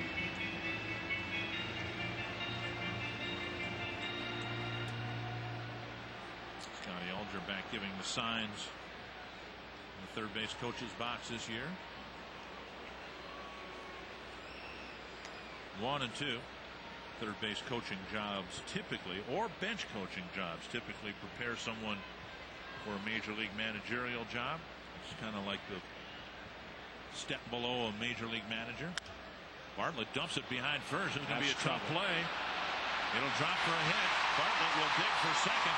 The throw to second not in time, and Bartlett has a Texas League double. Ford advancing to third with 2 away. Well, as soon as you hit this ball, you saw that this was going to be trouble. Jock Jones playing a deep right field, and right here, right off the end of the bat, kind of lands in no man's land. Perez can't catch up to it. Jock Jones gets it back in, and Jason Bartlett now with a career-high 9-game hitting streak. So he continues to get 1 or more hits a ball game. 106 pitches for Marmol, and that apparently will be the end of the night for him with Dusty Baker coming to the mound. And Oman will come in with 2 on and 2 out.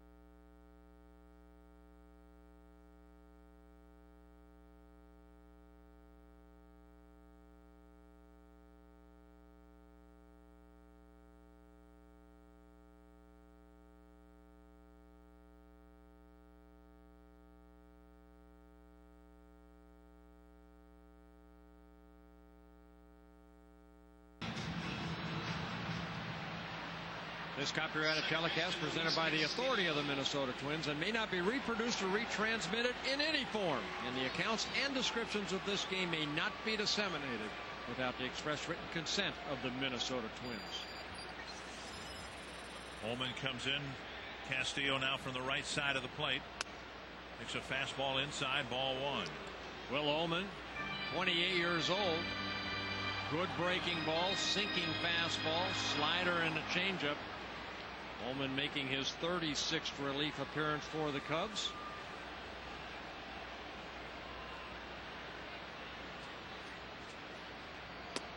One and one. Good hard breaking ball right there.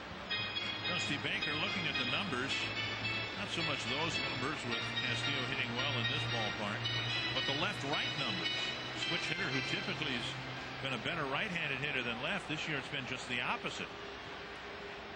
Castillo hitting just .240 from this side of the plate, .293 from the other side of the plate.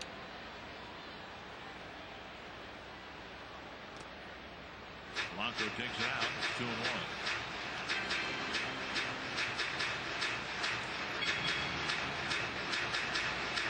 Bowman coming off the Tommy John surgery in 2002. He missed all of 2002 and the 3 season. Made 69 relief appearances for the Cubs last year. Very good 2.91 ERA out of that bullpen. At the knees, 2-2.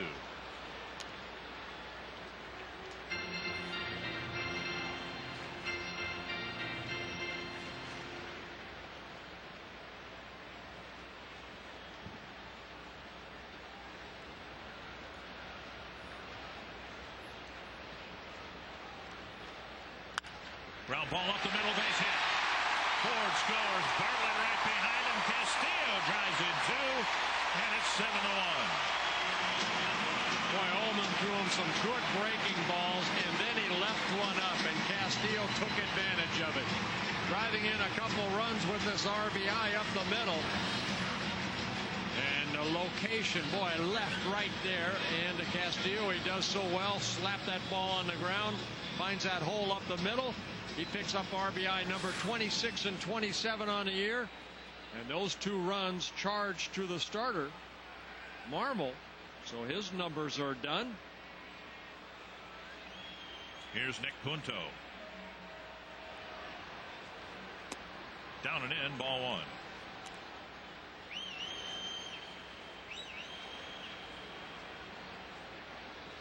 Punto with a single and a run scored. Hit a warning track fly ball to center. Pierre running catch about 400 feet away from home plate. 1-1.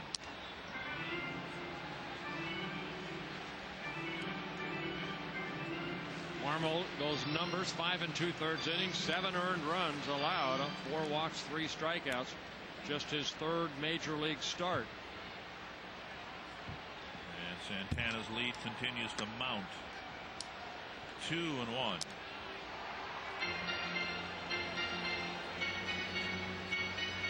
Santana had a start in the middle of May. Pitched 7 innings and came out of the ball game leading 8-1.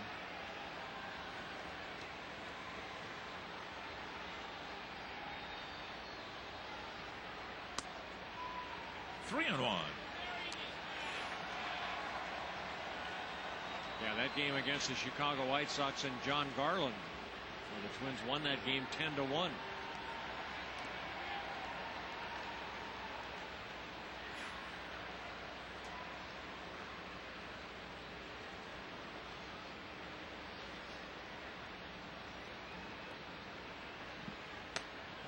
Missing again in the inside corner. First and second, 2 away from Mauer.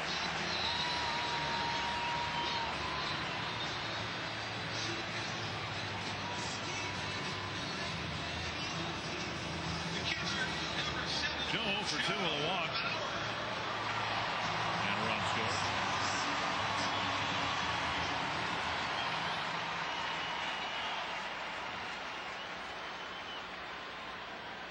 Mauer's overall average, 372. His average against right-handers, 372. His average against left-handers. Let me guess. 372. Got it. There's a strike on the outside corner.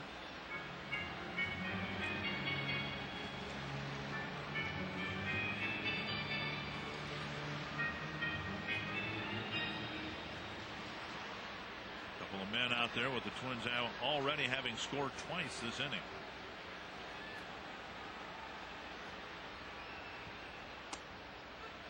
Oh, and 2.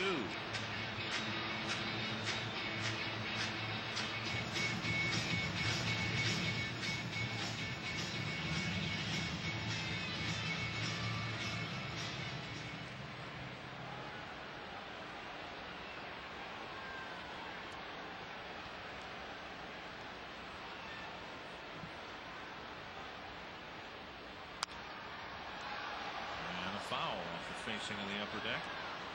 You know, and it's more than just the batting average against lefties. He's made consistently good contact. 78 at bats, just 11 strikeouts, 8 walks.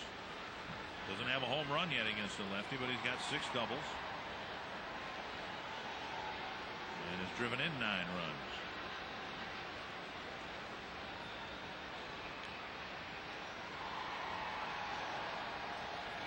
Check his swing, 1-2.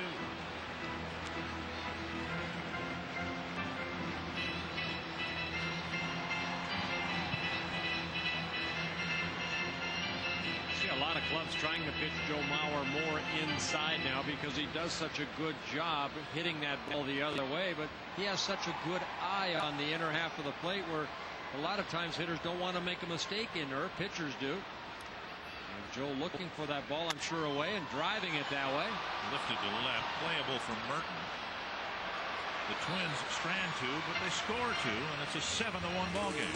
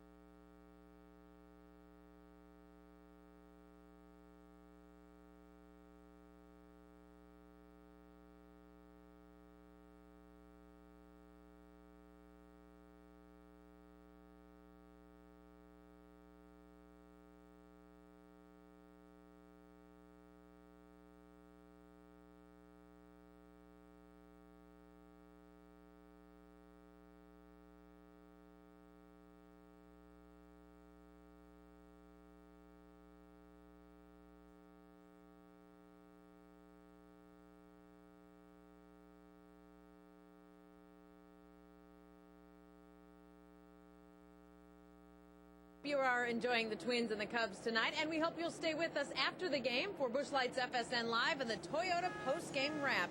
We'll bring you extended coverage from this series opener, plus you'll hear Ron Gardenhire's post-game comments. We'll get your reaction from the Twins and look ahead to Mark Pryor's start tomorrow as well.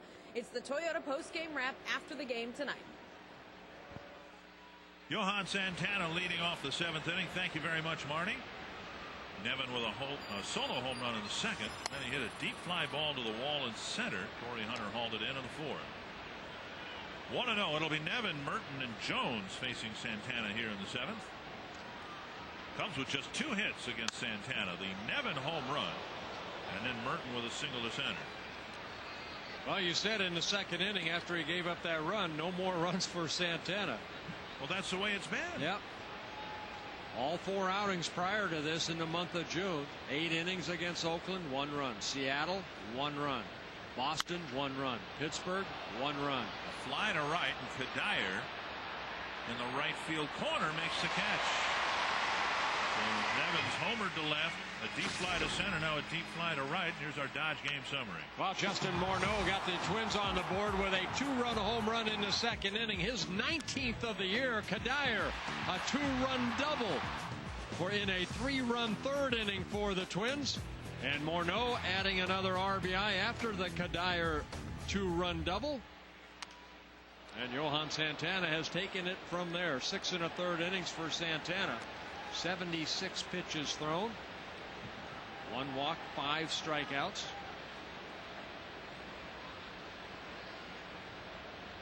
One strike to Merton, and now 2 strikes. I think if you were watching Liriano last night, every seen that fastball more inside. He did a great job of that fastball in, the slider in. Santana more of a fastball away, great changeup. See Joe Mauer sitting outer half of the plate. Bartlett cuts across. Guns to Morneau, and they kept his foot on the bag. Nice stretch by Morneau. At first, it's the 2nd time we've seen Merton fly down the line pretty quickly. Well, a bang-bang play right there. Justin had to reach for it. But watch his foot right there. Even though he gets up, he keeps his foot on the bag. 2 down, and here's Jock Jones.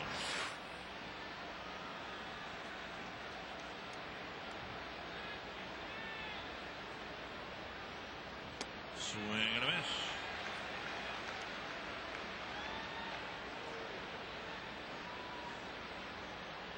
Jock originally signing by the Twins back in 1996 out of USC. Number 2 pick for the Twins that year. And the Twins signing their number 1 pick yesterday. Chris Parmelee, yeah. He'll be going down to Fort Myers, Florida. Bouncer to second. And another 1, 2, 3 innings for Santana. Chance, if they'll let him, maybe to pick up a complete game. He's retired 10 in a row.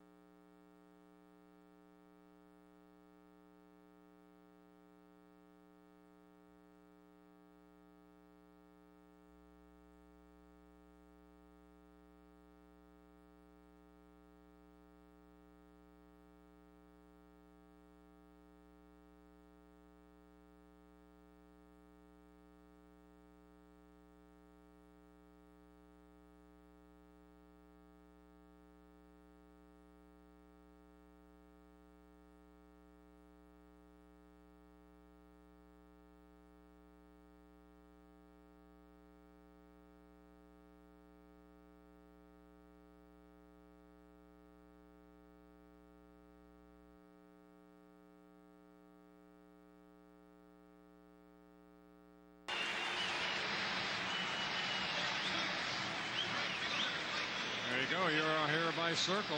22 other guys to help that Twins get back into the race, besides Liriano, Santana, and Joe Nathan. Might be 3 All-Stars there for the Twins. Throw Joe Mauer in there as well. Here's Michael Kadire leading off the Twins 7th. And he takes high ball 1.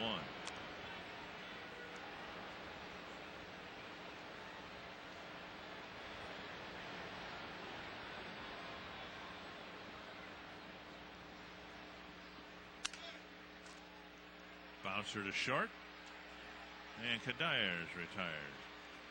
And Sherry Hartman has a special guest. I do. I am here with Willie and Scott's mom, Peggy, who came all the way from Salt Lake City to get a chance to see her sons possibly play against each other for the first time. Peggy, are you nervous about the possibility of watching your sons play against each other?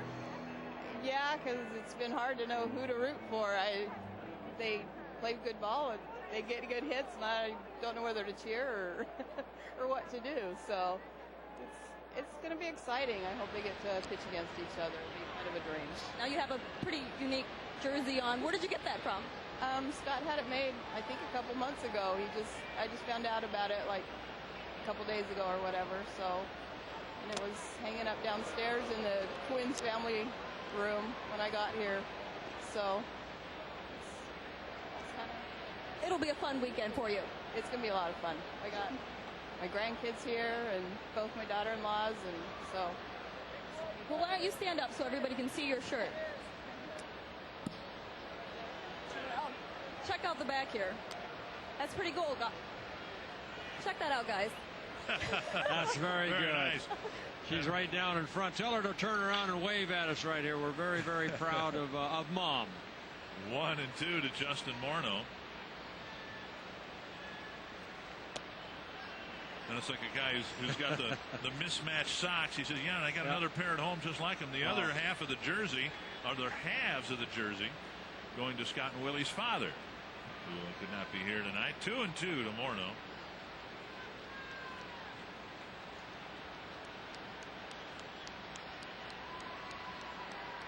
Morneau with 3 runs batted in and a pair of early hits. 3 hits tonight for Morneau, and the average by his next plate appearance, whether it's tonight or tomorrow, is going to be over 280. Well, he got 3 hits in last night's ball game, a single, a double, and a home run, same as he has here. Excuse me, a home run and a couple singles here tonight. And how do you get priority for seating in the new Twins ballpark? We'll get the information you need. Call 800-33-TWINS tonight, and a Twins representative is on hand right now to answer your question. Hunter will hit next, and he'll do it against a new Chicago pitcher. Dusty Baker making a pitching change. David Archman will pitch next.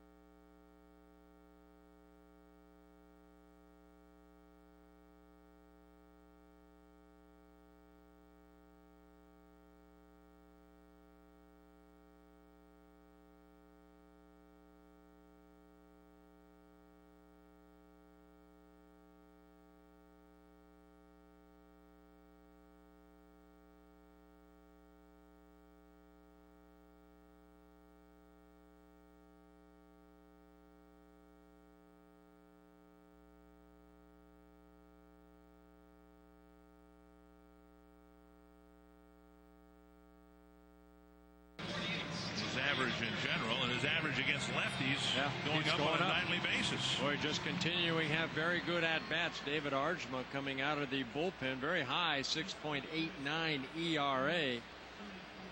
Archman with a fastball, good sinking fastball, knuckle curve, slider, and a changeup in his first season with the Cubs. A little under 35,000 the paid attendance here tonight. That surprises me. I thought that we might have 40,000 here tonight, but maybe that'll come tomorrow. Archman facing Hunter. And now 1-1.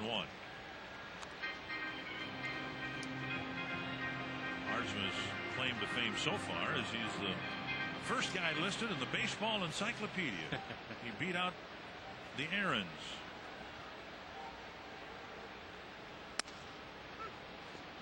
1-2. Archman, 24 years old, Giants #1 pick out of Rice University. Coming over to the Cubs in the LaTroy Hawkins trade.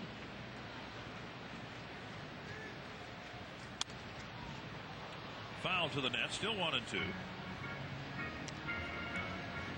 Tigers keep rolling along. They scored double digits on the Cardinals, 10-5 tonight. And it looks like the White Sox are going to win too. They're leading Houston 6-0 in the fourth.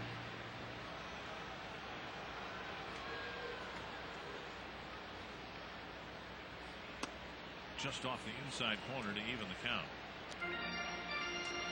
But wasn't Billy Koch, or the relief pitcher, wasn't he from Rice University too?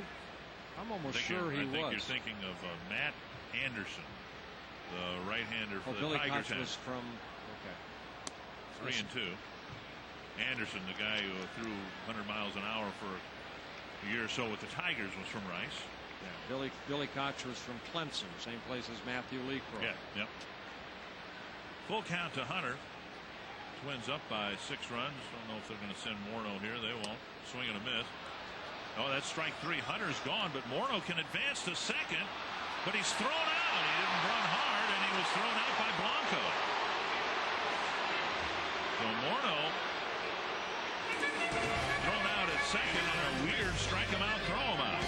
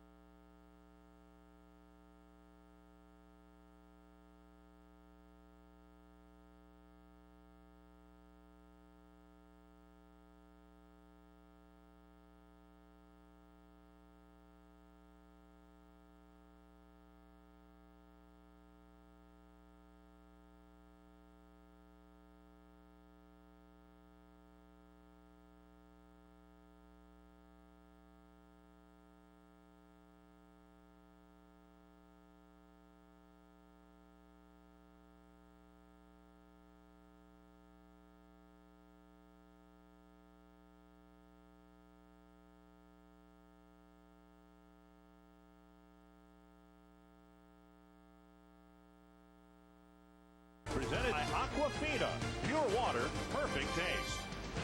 And by Chrysler, inspiration comes standard. Twins in front, and so the Diet Pepsi fans of the game should enjoy the proceedings so far. They sure should, with a big smile. Got their Joe Mauer, vote Joe Mauer buttons on. Here's Cedeno, the swing and a miss. 83 pitches for Santana so far on the night. He's retired at last 10 Cubs to come to the plate.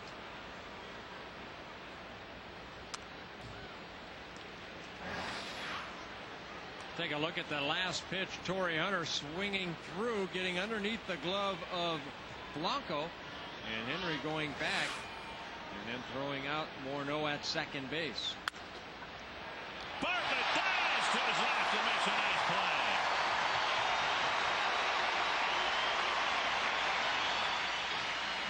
And Johan will acknowledge his shortstop right there. Take a second and point at Bartlett. It's like, thank you very much. Bartlett going to his left, keeping his eye on the ball, making a nice grab for the first out. Santana through innings 4, 5, and 6. Excuse me, 5, 6, and 7 needed only 26 pitches. That's why that pitch count's still good. Strike one to Todd Walker. The Twins have won one complete game, and it was an 8-inning loss on the road. Yeah, that was Santana in Detroit. You lost that game 2-0. Justin Verlander's shutout against the Twins. 1-2 to Walker.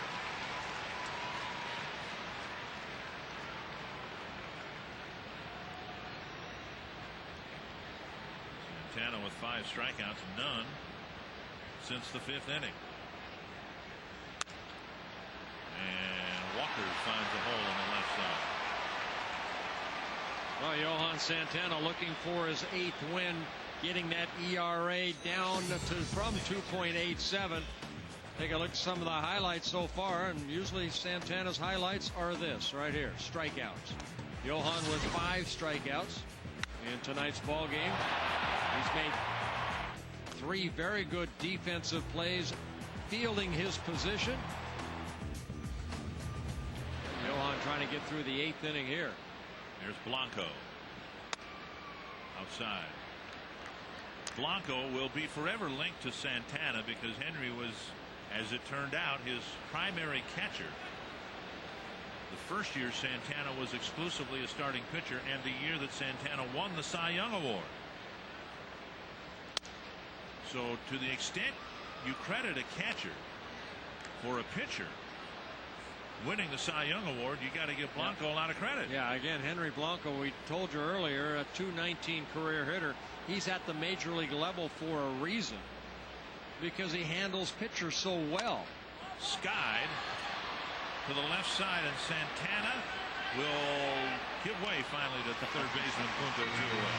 Well, you want to make sure that your infielders see that ball. Now, you watch that play, Santana kept his eye on the ball, pointed up, and he said, I got it for a second, until Nick Punto came in and called him off. Look at Johan. There it is right there. Okay, nobody's calling me off. And then Nick Punto at the last second says, I've got it. Much like a left fielder would back away when the center fielder calls for it. Great athletes as they are, they have to defer to everybody else in the infield. That's a base hit to right for Pierre. And Walker will hold up at second base. Well, the Cubs trying to get something started here in the 8th inning. A pair of singles, just hits 3 and 4 on the night against Santana. Yeah, Pierre jumping on that first fastball, hitting it through the infield between Morneau and Castillo into right field. And Todd Walker stopping at second base. Here's Perez. A couple of outfield flies and a strikeout.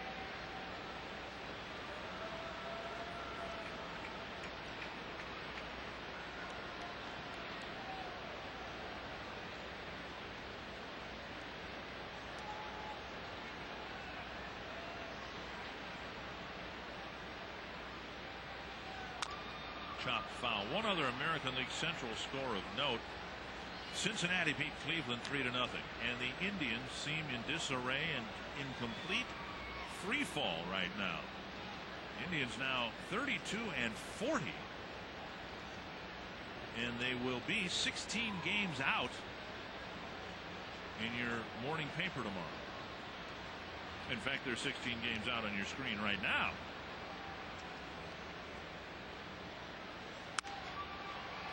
Let's foul down the right side and back into the seats. And the manager's job is secure there, but Mark Shapiro, the general manager, has been extremely frustrated and has promised some wholesale changes here imminently. They're not happy at all with how the Indians have played. All right, see if Santana can finish off Perez and the Cubs here in the 8th inning with 2 outs and 2 strikes. You got Perez in the 3rd in this situation. Between Chris Spire and the line. You know, the Cleveland Indian Ball Club, Dick, they lost about half of their pitching staff, you know, and that really hurt that organization. CC Sabathia pitching good for a while, but now he's been struggling. Usually comes down to good pitching, and that's why the Twins are back where they're at, 1 game over 500. The pitching has been outstanding. Nice block by Mauer, 1-2. The Indians losing so much out of a very good bullpen last year. Yeah, lost David Risky, Arthur Rhodes, Bobby Howry, who's now here with the Cubs. Kevin Millwood, a key loss for them too, out of the rotation. Scott Ellerton, another one. Indians this year investing most of their payroll in the lineup. And the lineup for a while was very productive, but now even that's wilted under the pressure. 1-2 from Santana to Perez. And Perez, if he's doing nothing else, is mounting Santana's pitch count. Yeah, 98 pitches for Johan, and Johan can't get him to swing through that changeup. Perez has fouled some off. For a while, it looked like Liriano might pitch a complete game last night. He had to leave the ball game after 8. Maybe that's what will happen here with Santana. Let's see if we can get through the 8th here on this pitch. Off the knuckles, Santana won't have a play, and now the throw by Bartlett over Morneau, and that'll allow a run to score. So Perez eventually gets his hit.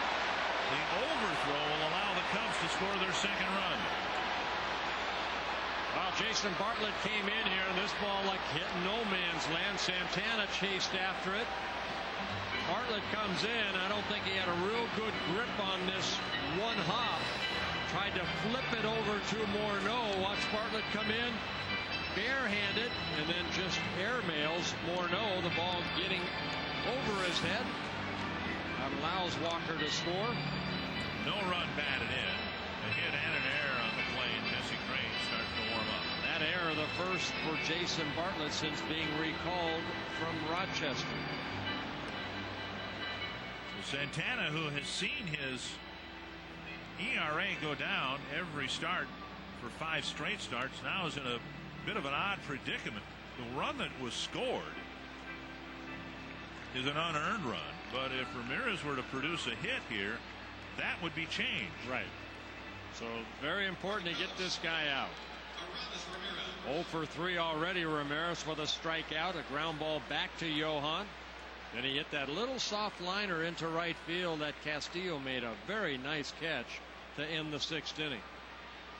So Rick Anderson may be passing along the words, look, bear down, get this guy, and we'll get somebody else for the 9th inning. This will be the 100th pitch of the night for Santana. Strike 1. And a good changeup.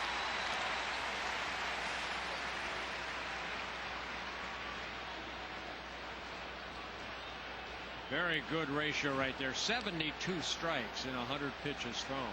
And almost the same ratio that we saw last night from the young Francisco Liriano. Strike two. Another changeup.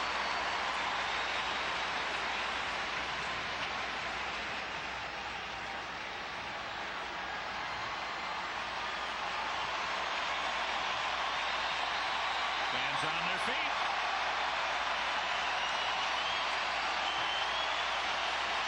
Two changeups, now a fastball in.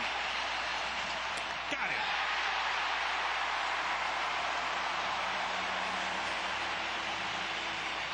In the 8th inning, Santana gives up an unearned run and leaves the mound with a little fire in his eyes.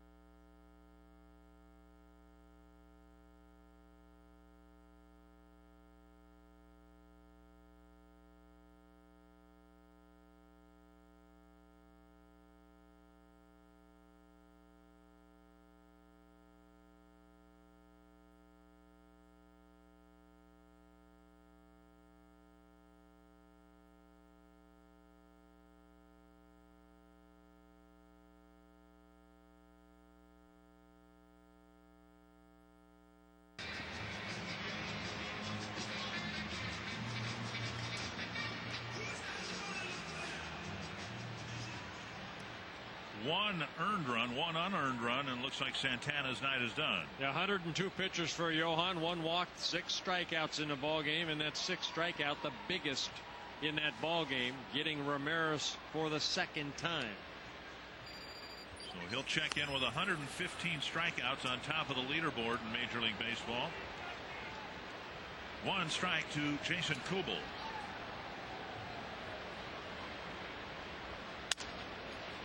Snapped his bat. And Cedeno throws him out, 1 away. Come out to the Dome tomorrow night and get your picture with a couple of Twins players. The Our Family brand presents photo nights every Saturday from 4:45 to 5:15. And for a ticket to the Twins Cubs game tomorrow, call 800-33-TWINS.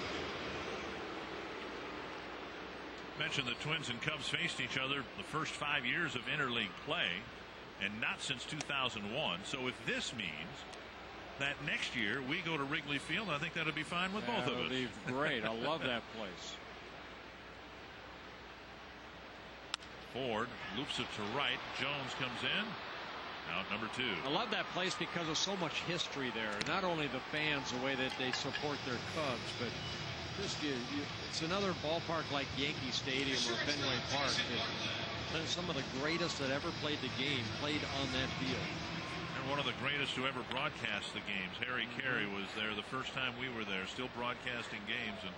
And one of the great joys of my many years doing this was sitting in the booth next to him for 3 games in a row with Harry standing up and singing "Take Me Out to the Ball Game," and to see everybody in the stadium locked in on the legendary Harry Carey. It was quite a thrill. 1-1 to Bartlett. And of course, the thought was, the hope was, that with the Red Sox 2 years ago ending their curse, and the White Sox last year ending their streak of non-championships, that this would be the Cubs' year. And of course, it's another one of those wait till next year seasons for Chicago on the north side. 1-2 to Bartlett. And next year, who knows whether Dusty Baker will be back.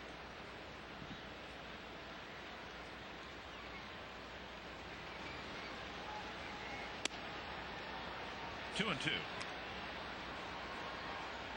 It's not that the Cubs have not been to the World Series since their last win in 1908. It's just they just have lost every time. Well, they've been there since what, 1945? 1945. They went in 1910, 1918, 1929, 1932, 1935, 1938, and the last appearance 1945. And they lost all those. That's tough to take. Sounds like Atlanta. 2-2 to Bartlett. Well, just think though. I mean, here you were born in what, 1950? 1951. 1951. In your lifetime, the Cubs have never even been to the World Series.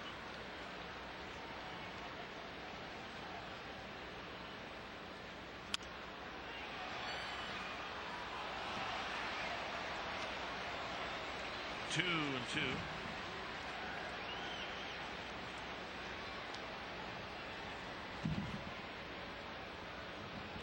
Twins getting there in 65, losing to the Dodgers, winning it in 87 and 91. 3-2. And the architect of the two World Championship teams is, and has been for quite some time now, running the show for the Cubs. Two Blues down, Andy McPhail here this weekend. He's in the house. And Bartlett coaxes a 2-out walk. Well, to bring up Castillo. And the Twins getting their 6th walk of the ballgame. There's Andy, and he's been doing a lot of that. Cubs had quite a bit of excitement on the north side of Chicago when Sammy Sosa was hitting 60 home runs and more every year.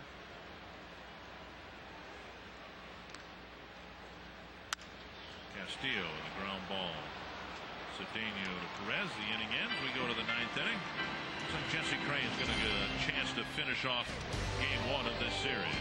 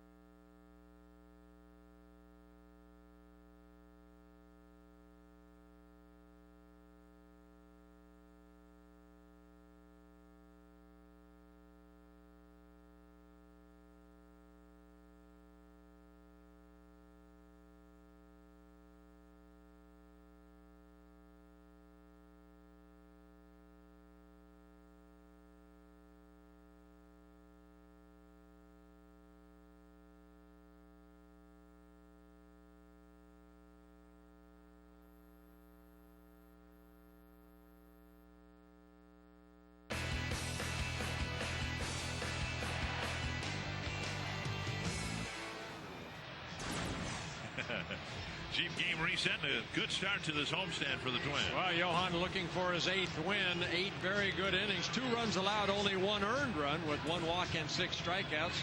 Morneau, another good night at the plate. His 2nd straight 3-hit game here tonight. His 19th home run, a 2-run home run. And the Twins scoring runs for Johan. 5 runs in the first 3 innings. That helps. And here's Jesse Crane coming into the ball game. He'll pitch to the middle of the Chicago lineup. Nevin, Merton, and Jones.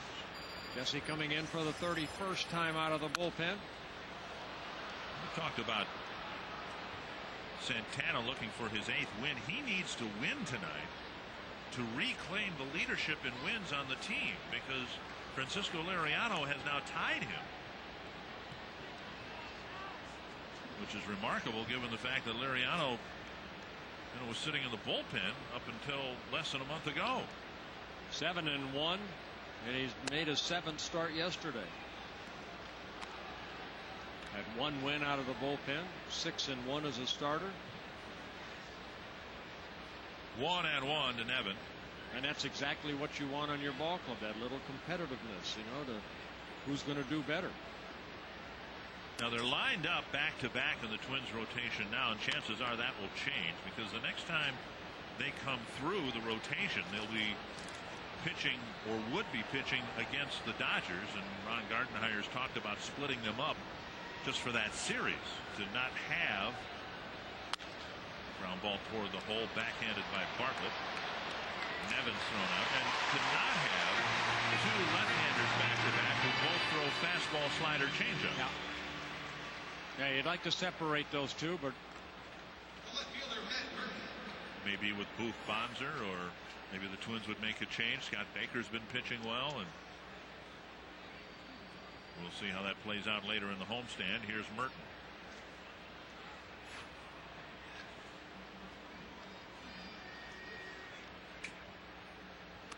Breaking ball misses.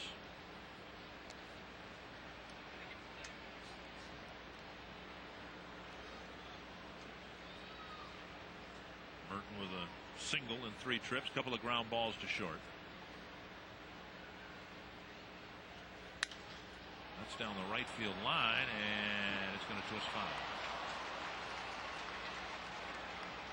Boy, the Cub fans are hopeful, aren't they? I mean, you can hear them. They've pretty much been taken out of this game, by the middle innings when Santana was on the mound with a 4-run lead. And here they are, 1 out in the 9th. And Matt Merton, whom many of them don't know much about, hits one into the right field corner, and there's an audible gasp when it just hooks foul. Well, again, you know what? I think when you're a Cub fan, you're always a Cub fan. Yeah, I don't think you're a front runner when you're a Cub fan. No. Bartlett makes the catch, 2 away. And our Quest player of the game tonight, again, the Twins starting pitcher. Well, Johan Santana, 8 very good innings, looking for his 8th win of the year. 1 walk, 6 strikeouts for Johan, and that ERA will come down. Came into the game with a 2.87 ERA. The same amount of days until my birthday. Had to throw that in there again. I think his ERA went down more than your countdown to your birthday. Jones shoots a base hit to left field. So Jacques gets his first hit. And that'll bring up Cedeno.